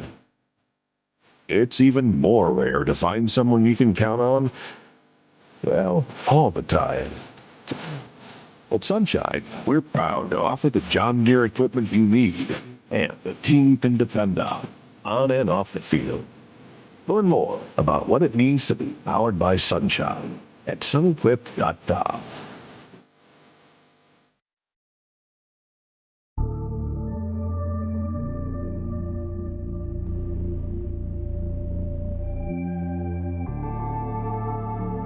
Hey, Chino. Cut my headphones up, bro. Yeah, right there. Where they at? Now I'm focused on getting deposits. Evil in the way, now I'm just driving around it. They said I need a soul searching, I already found it. I unlocked my other side, now I'm sounding astounded. Drive by and let it ride like I'm whipping a Tesla. Pressure never fazed me, cause I'm bigger than pressure. I'm on my grind, bullshit, can't fit in my schedule. I'ma do what's best with me, you can keep all your lectures. Spend the summer stacking bread, might be gone to November. Pulling up like Trey Young just to freeze up December. I got niggas on the blood like traditional sinners. OGs love me, so I hang with traditional winners. I took a break for a minute, I had to go charge up. Had to focus on my business, I'm coming back smarter. Heat up DJ, tell him go like I'm dropping the Carter. Coming back like KD, it's time to go harder. Bounce back, can't let you fold up. Keep pushing, can't let you slow up. Bounce back, can't let you fold up. Keep pushing, can't let you slow up. Bounce back, can't let you fold up. Keep pushing, can't let you slow up. Bounce back, can't let you fold up. Keep pushing, can't let you slow up. All right, closing out hour number 2 here. Talking about that was great stuff from John. Outstanding interview talking LSU football, LSU baseball. Now we turn the page to LSU women's basketball as they have their Sweet 16 matchup tonight against NC State. We have assistant coach Joe Schwartz joining us once again to talk about the Tigers. Coach, how are you? Appreciate you joining us early in the morning in Spokane. Oh, yeah, bright and early. Didn't get as much sleep as I wanted to last night. And honestly, I don't know if that's a good thing or a bad thing this time of year. And we've done a lot of preparation for tonight's game, but we found ourselves sitting up in the team meeting room last night watching some of those incredible men's games, and you just couldn't turn them off. We had the Arizona game on one screen, the Tech game on the other screen. The girls were screaming, going crazy. And but like I've alluded to, this is that time of year, March Madness. You can sleep in May. So that's right. We're excited. We're excited. Yeah, I mean, you know, going back to Monday night, I mean, that was – we're obviously going to talk about tonight a good bit, but Monday was a special atmosphere, a special game, and a special performance from just go down the line, name any one of the players on the team. It was a really special night. Talk me through Monday night and that performance. We talked about bench production going into the game. We knew what we were going to get from our big three. We knew what we were going to get from their big three, so to speak. I don't think we knew how good their best player was. She started the game pretty hot, about as hot as you can get. But getting Flagey in foul trouble and Michaela in foul trouble and really Cheyenne in foul trouble as well, it opened up opportunities for some players to come off the bench or a player like Samaya Smith to, you know, either show up or we go home. Right. And 20 points, 12 rebounds, and 6 assists later for Samaya, it showed you that we've got depth and we've got kids that are still able to do things. And complementing that with Anissa Moro's 26 and 11 and 7 assists, like, our post play, they really won us that game. We had Michaela Williams making shots. We had Poa playing defense. But I think it's just a testament to how deep we are as a team. We have great players at all positions. And on any given night, someone's going to have to step up. And your big three was really good. I mean, I think Flagey had 13. Michaela had 28. Right. Anissa had 26. But you add in our bench production with Jada Richard coming in and giving you good minutes. Kaylin Gilbert came in, gave us some good minutes, and Samaya's everyone's been wondering, where has that been? And coming off really 2 knee surgeries, she's capable of that, but we haven't gotten that consistently. So seeing that on Monday night was real exciting. It gives us a lot of hope moving forward. And, it's something that tonight we're really going to need. We're going to need some post play, because that's kind of one of North Carolina State's weaknesses. They don't have great post play. We've got really good post play, but our question has been, how deep is our post play? So having that performance from Samaya the other night was real promising, and we're going to keep building on it. Yeah, 100%. And a lot's obviously going to be made of that third quarter on Monday, where LSU y'all dominate 31-6 in that third quarter. But to me, the quarter that stood out more than anything was that second quarter. Like you said, Flau'jae and Michaela getting in foul trouble. They don't play that segment of the game really, and you get so much production from Anissa and Samaya and those other bench pieces like Richard. What was the mindset in that second quarter? How big was that performance from them? And then what was the mindset coming out of halftime going into that third quarter? The second quarter was huge. And, the third quarter we outscored them 31-6. But I think, like you said, the second quarter may have been bigger than the first quarter, or than the third quarter, because we needed to keep the lead. Obviously you want to extend leads all the time, but with some of your star players on the bench and players who produce more on the bench, you needed some of those stay in the fight. Second team players. Right. You don't want to do anything to hurt us. And Florida State is a very good team. They play very fast, but we also knew that their defense wasn't great. So if our kids like Jada Richard could come in, give us some good minutes, keep the lead, and just get us to that third quarter, we knew we were going to be in good shape. And then we did that. We gave up a few points late in the second quarter. I think it was a 1-point game at halftime. But you go in the locker room at halftime, you still have the lead. And as a staff, you want to talk about certain things. There was really nothing to be negative about offensively. We scored 50 points, 51 points, whatever it was. So everything was clicking offensively. It was the defense. And that's the thing in this tournament.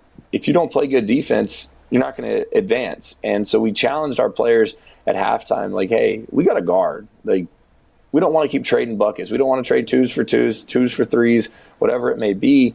And we got to lock in and play defense and keep rebounding and dominate the paint. Well, you look up the first minute and a half of the quarter, and we're still trading buckets. Well, that's kind of when the flip switched, and the switch flipped. Sorry, I say it like that all the time. Yeah, but that's when it got going, and when it got going, it kept going and kept going, and the crowd was into it. It couldn't stop, and I don't know if that's just because of our fans. It was something that was really special to watch. In one of the timeouts, Coach Starkey and I were talking, that may have been the best third quarter of basketball, or best quarter of basketball we've seen as a staff in our 4 years that we've been here. It wasn't like Florida State was just missing shots. We were guarding them. We were forcing turnovers. We were getting out in transition and running. We were sharing the ball. It was fun to watch. And, the last 2 quarters against Florida State, the complete game against San Diego State, those are the type of quarters and games that you want to put together going on the road for a chance to play 2 more. And it's like Coach said yesterday to the team, the momentum we have right now is in a really good spot. And I think the girls are extremely anxious to play. We've been out here since Tuesday afternoon. I think we're acclimated to the time, the altitude, and now it's just sit back, and we got shoot around this morning, and then we get to tip it up tonight. And honestly, I'm glad we get the early game because our girls are ready. We had shoot around yesterday, and it was earlier in the day, and the rest of the day we had off. And Anissa was like, we want to be off our feet, but we don't want to just be in the hotel sitting around doing nothing. So the girls have done a lot of team bonding stuff just as a team. They've done yoga together. They've been watching a lot of the men's games. Just the team's in a great place right now. It's real exciting stuff this time of year. Is it fair to say that you're playing your best basketball right now and probably at the most important time to be playing your best basketball? I think there's no doubt.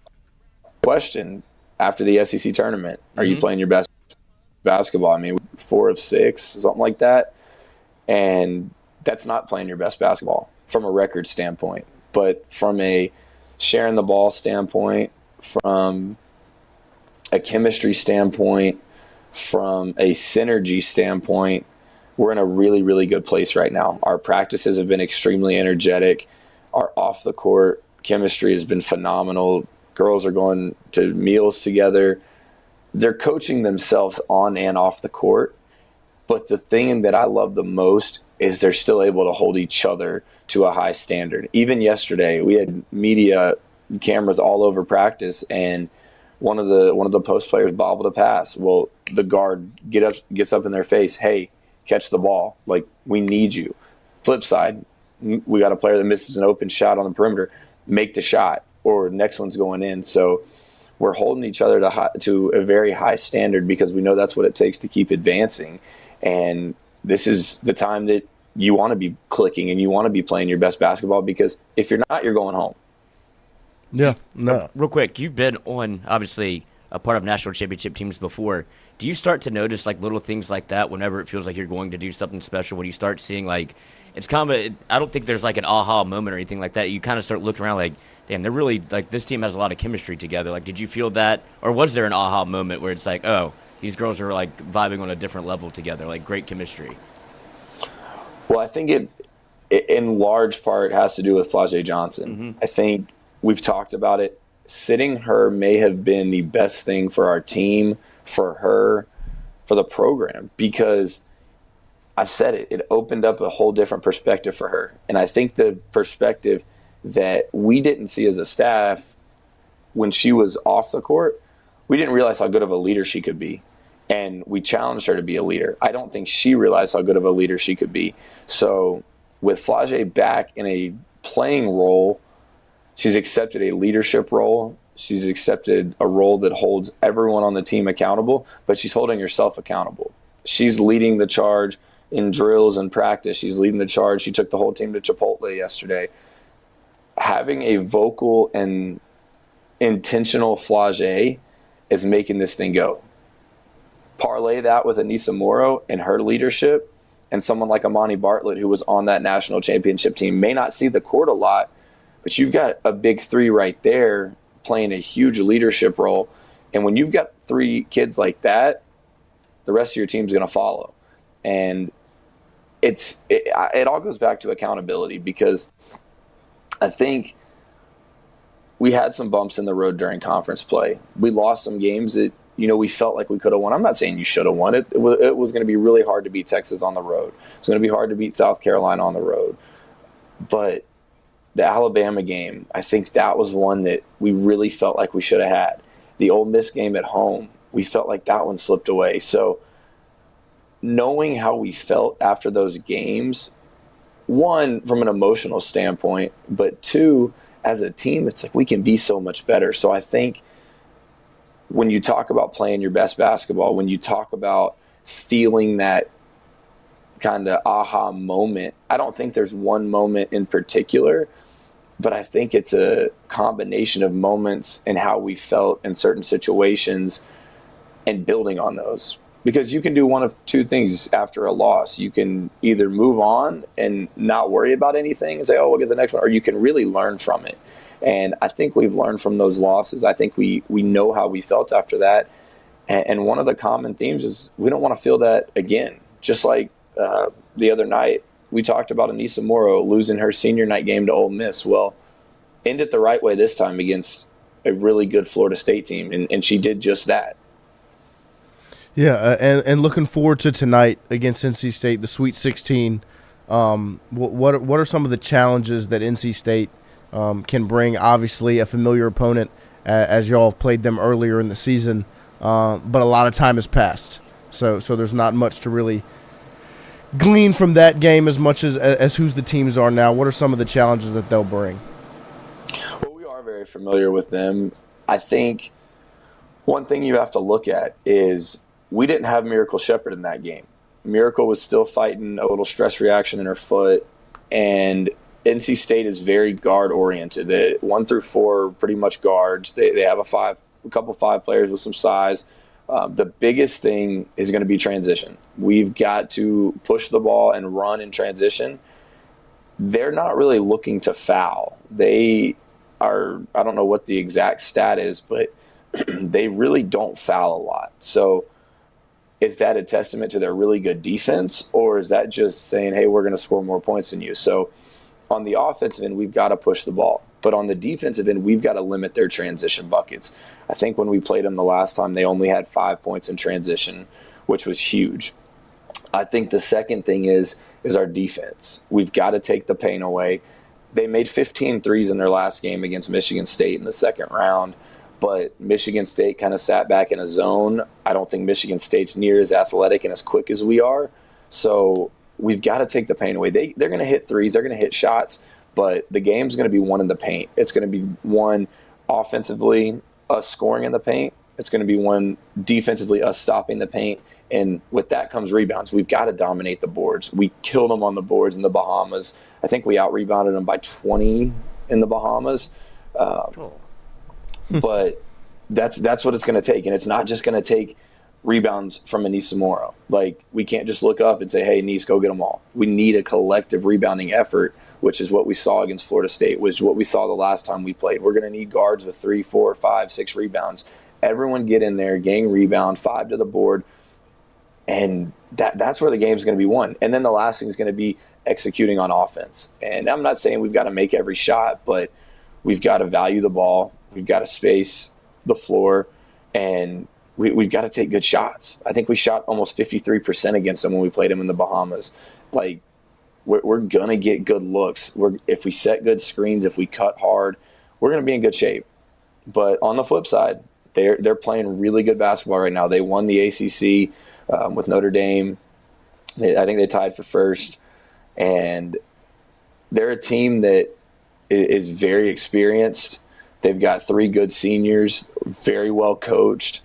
So it's just like we said in the first 2 rounds, you can't let this game mean more to them than it means to us. And I think we're really locked in on that. And you can't look ahead. We know what lies ahead potentially, but really we don't. I mean, with UCLA and Ole Miss, it's March. You saw it on the men's side.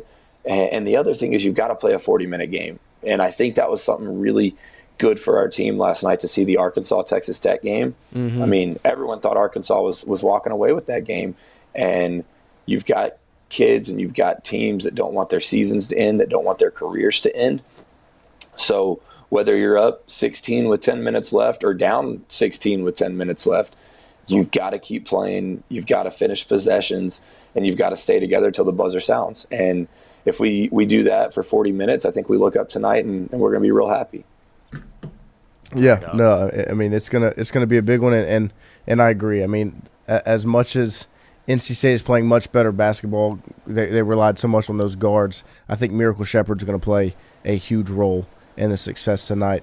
What's on the docket for y'all today as y'all prepare for tonight and get ready for the Sweet 16 matchup? Yeah, you getting a nap in, brother? I will get a nap in at some point. You know, it's real tough, and you don't want to dog the NCAA because they get dogged enough. But this whole deal with 8 teams being at one regional site is difficult. So today we'll have breakfast here around 9 o'clock, and then we'll leave for the arena around 10. And then we get a 30-minute shoot-around today, which is not part of our routine. We normally get a full hour on the court to go through our normal day of game shoot-around. But with so many other teams here with games tomorrow, other teams have to get time on the main court. So we get an abbreviated shoot-around. We're not going to use that as an excuse. We're going to get a lot of shots up. We walked through a lot of sets yesterday, so we don't have to spend time on that on the floor today. The biggest thing is on game day, you want to get a lot of game shots. So we'll shoot at the main arena for about 30 minutes. We'll come back here to the hotel. We'll have pregame meal. And that's what I said. The other thing about being the early game is you don't have to sit around and watch a game before you. You're the first team that gets to play. So we've had some LSU fans travel. There's OU staying at our hotel, so I think it's kind of SEC vibes here. We're having a big party at the hotel, I think at 12:30 our time. So all the fans that showed up here can get nice and juiced up, and then we'll do a team send-off. Our band's here, cheerleaders are here. So we've got a good fan base here, and then we'll head to the arena about 2:45 our time, and the arena's right out the window. It's like a 2-minute drive. It's actually a really nice area here in Spokane. It's far, far away, but beautiful city. And then we'll get to the arena. We'll tip it up at 4:30 Pacific time, 6:30 Central time. I know that's right in the middle of the LSU baseball game, but that's what iPhones are for. That's what tablets are for. I'm sure Alex Box is going to have it on the TVs. So they've done it before. They have, and it's one of my favorite videos. It still gives me chills watching it. But big shout out to LSU baseball last night with a big win. We were watching it. It just, like I said, in March, 40-minute games, 9-inning games in baseball. It's not over till it's over. So, we'll tip it up at 6:30 tonight and or 4:30 our time. See if we can't get a win, and then assuming we take care of business, we'll sit and watch Ole Miss and UCLA at least for a half, and then head back to the hotel and get ready for our next opponent. Whether that's UCLA, whether that's Ole Miss, two opponents we're very familiar with, but it starts with taking care of business tonight. It starts with having a high-energy shoot-around. It starts with being locked in before the game, and then tip it up and see if we can advance. Let's go. Well, we're fired up over here. Watch party tonight. For y'all to get on the court. We're going to do watch party. We're going to be two-screening it. We're going to have baseball, women's basketball, the whole deal, rocking and rolling. So we're fired up. You've got some good men's games on tonight too. So, yes. We'll have to add a third or fourth. If you had third or fourth monitor. Yeah. But we appreciate your time this morning, getting up early for us. Yeah, thank you so much, Yeah. dude. Make sure you get that nap in. Yeah, I need a nap, need a little tea or coffee. My throat's a little sore. Been a lot of yelling, a lot of screaming. But, hey, it beats the alternative of being back home and not playing right now. There's only 16 teams that are still playing basketball right now. And after today, I think there'll be, 12 and then 8 after tomorrow. So and then 4, then 2, then 1. Then 4, then 2, then 1. So we're in a really good place right now. We're excited.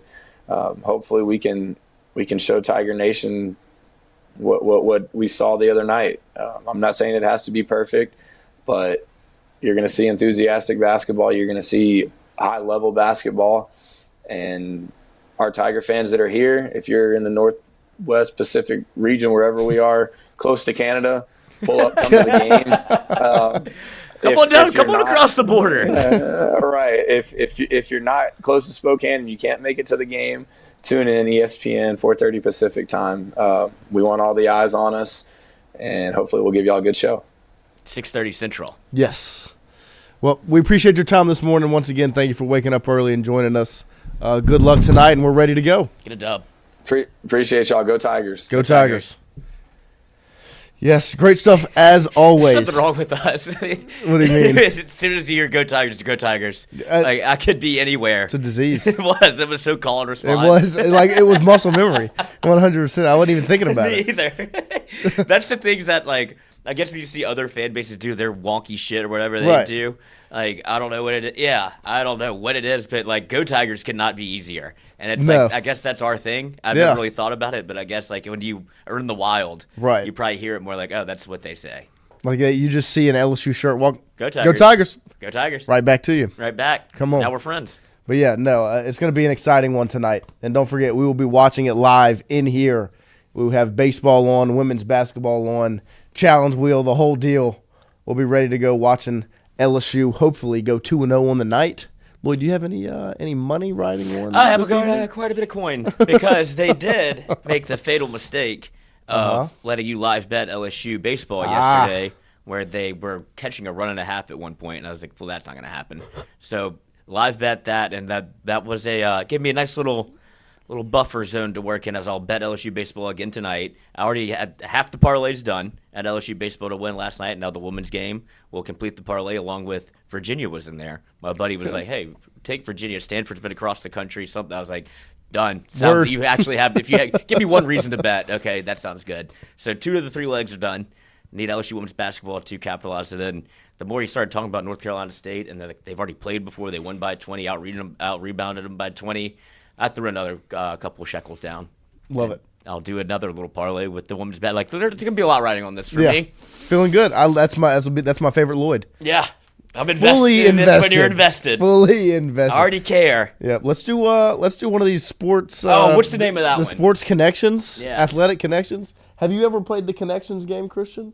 Did you watch us do it? Love yesterday? Connection. No. Yeah, he is playing the Love Connection game right now as he's gone on 2 dates this week, 3 dates this week. 2 dates this week. Anything? No, you're with us Y'all are tonight. You're dating dating. us tonight. Is it official? Have you popped the question? No, not yet. I'm gonna wait. Hopefully. Later.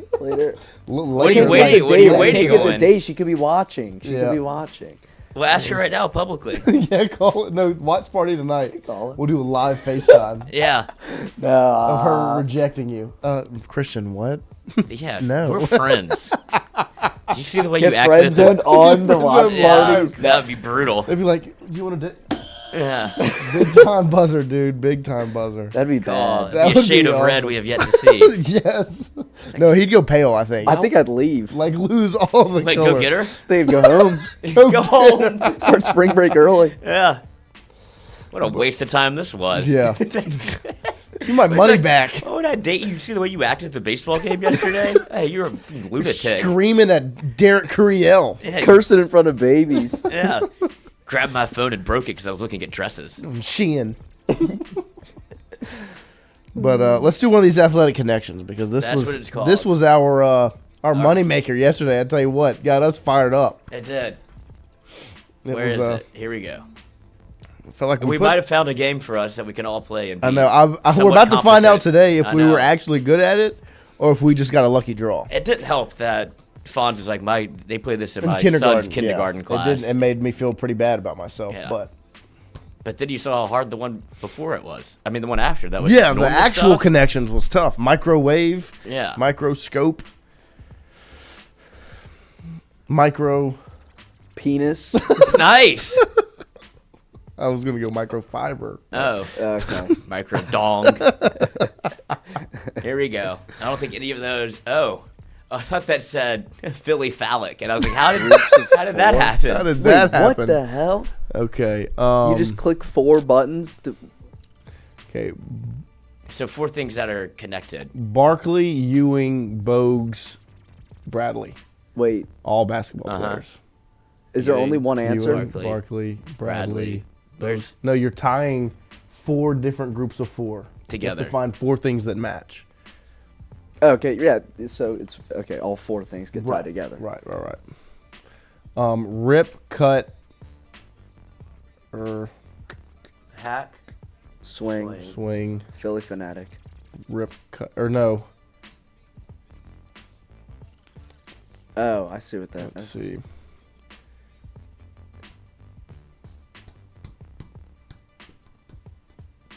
Oh, mascots, Philly fanatic, Gritty, Franklin has got to be one. And then it might be Rip for the Trailblazers.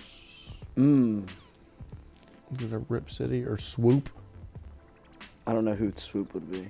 I'm not sure. Hack? No, that goes with swing. Hack, swing. Rip, cut, hack, swing, I think go together. Let's do that one. Rip, cut, hack, swing. That's all baseball, huh? Mhm.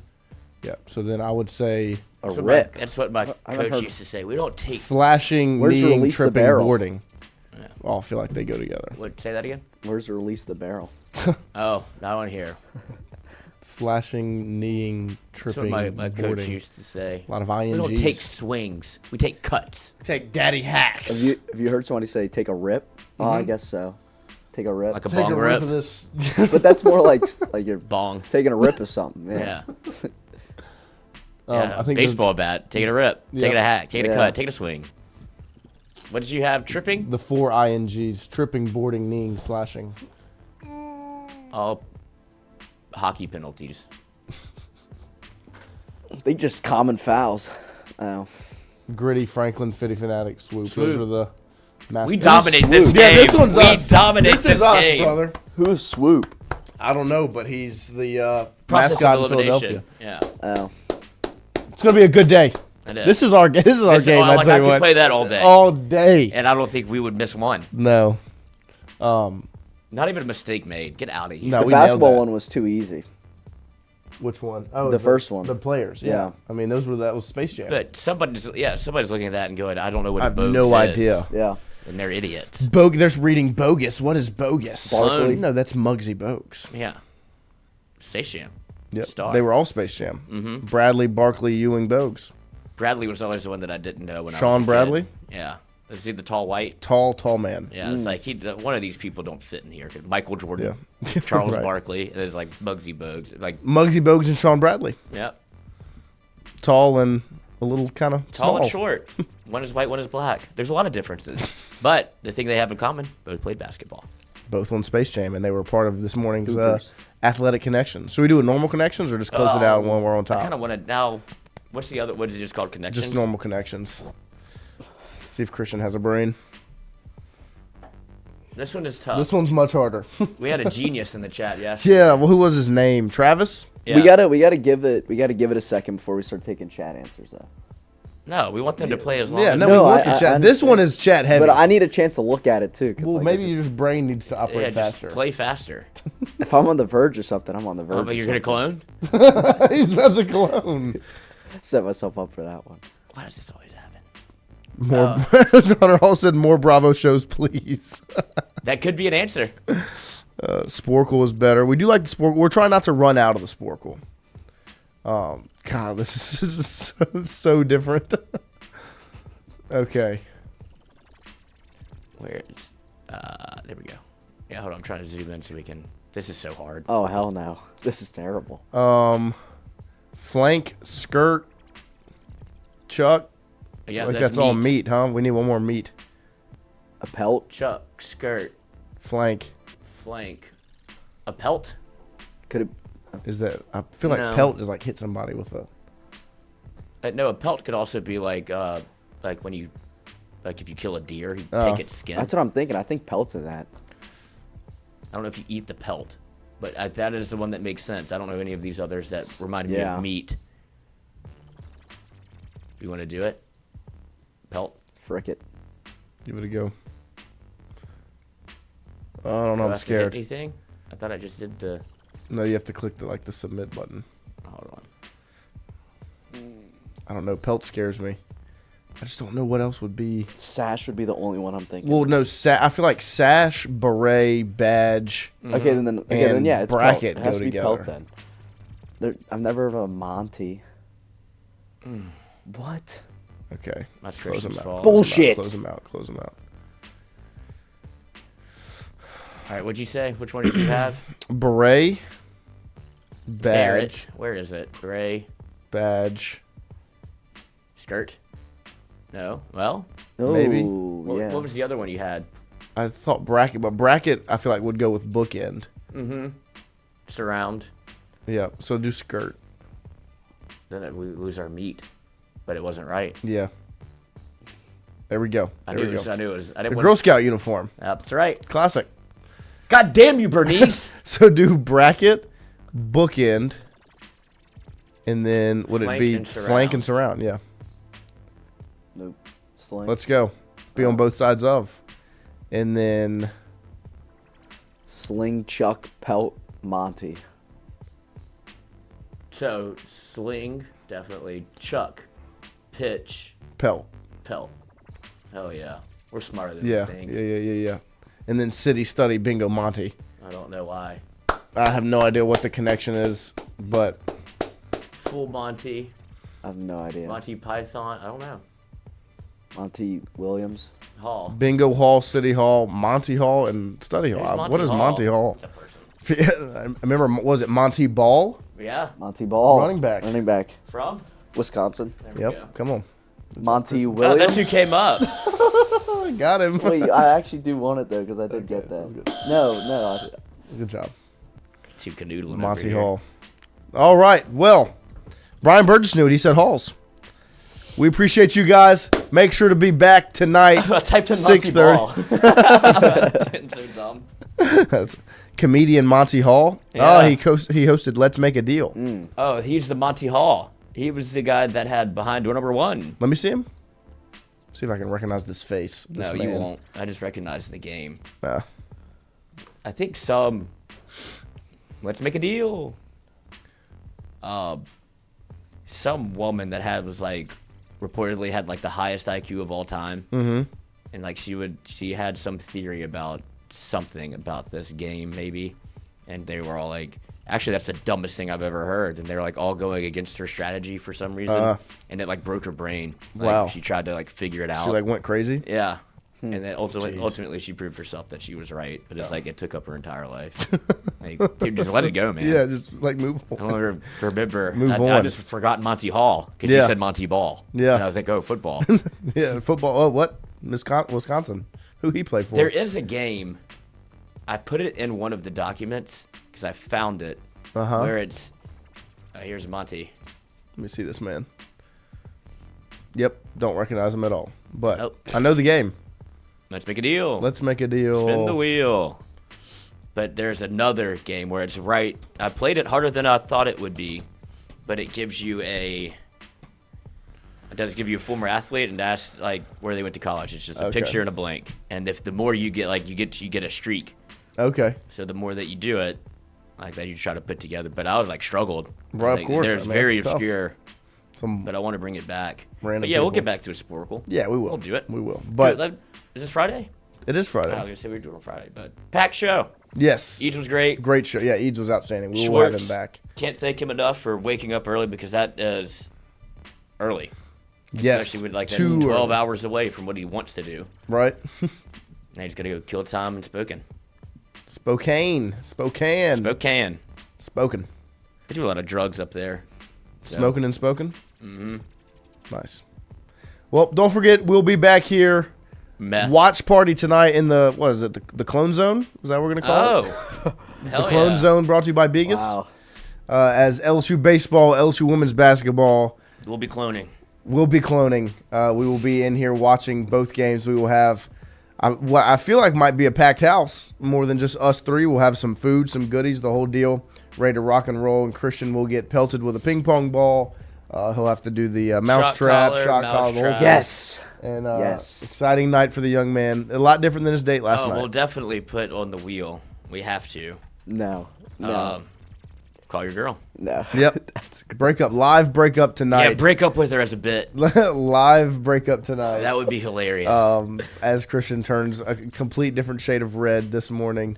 We'll be back tonight, 6:30. Ring the bell so you're ready. I'm fine. The first time she watches the show. Yeah, she gets broken up with. You know this isn't serious, right? And then she's like, wow. What? You guys have an awesome and blessed rest of your day and upcoming weekend. I pray that God showers you with his love and lots of blessings. Absolutely. Thank you, Brian. Amen. And then you like pretend like you didn't do it. Yeah. And just gaslight the shit out of her. What are you talking about? Like, wait, oh, no, that was just for the, like, I don't even remember saying that. Like, we're good. Oh, man. And then do it every show. Yeah. And then she won't ever watch. Every watch party. And she'll never answer your phone calls either. Let's just hope like, the wheel start does not bringing, land like, on this. what if you bring a different girl to the watch party and tell her to That tune would in? be awesome. That would be a play. That would be a good one. Rizzler. We'll be back tonight. We will be right back. We'll be right back at 6:30 p.m. tonight. We'll probably be up, live a little bit earlier than that. But 6:30 tonight, women's basketball, baseball watch party. Be there. Clone Zone. Clone Zone. See you then. Thank you for tuning in. I'm a clone.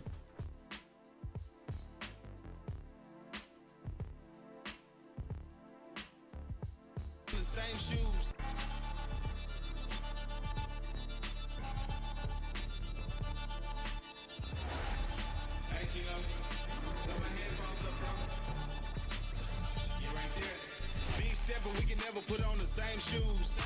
I've been giving L's like I know love and I can't lose.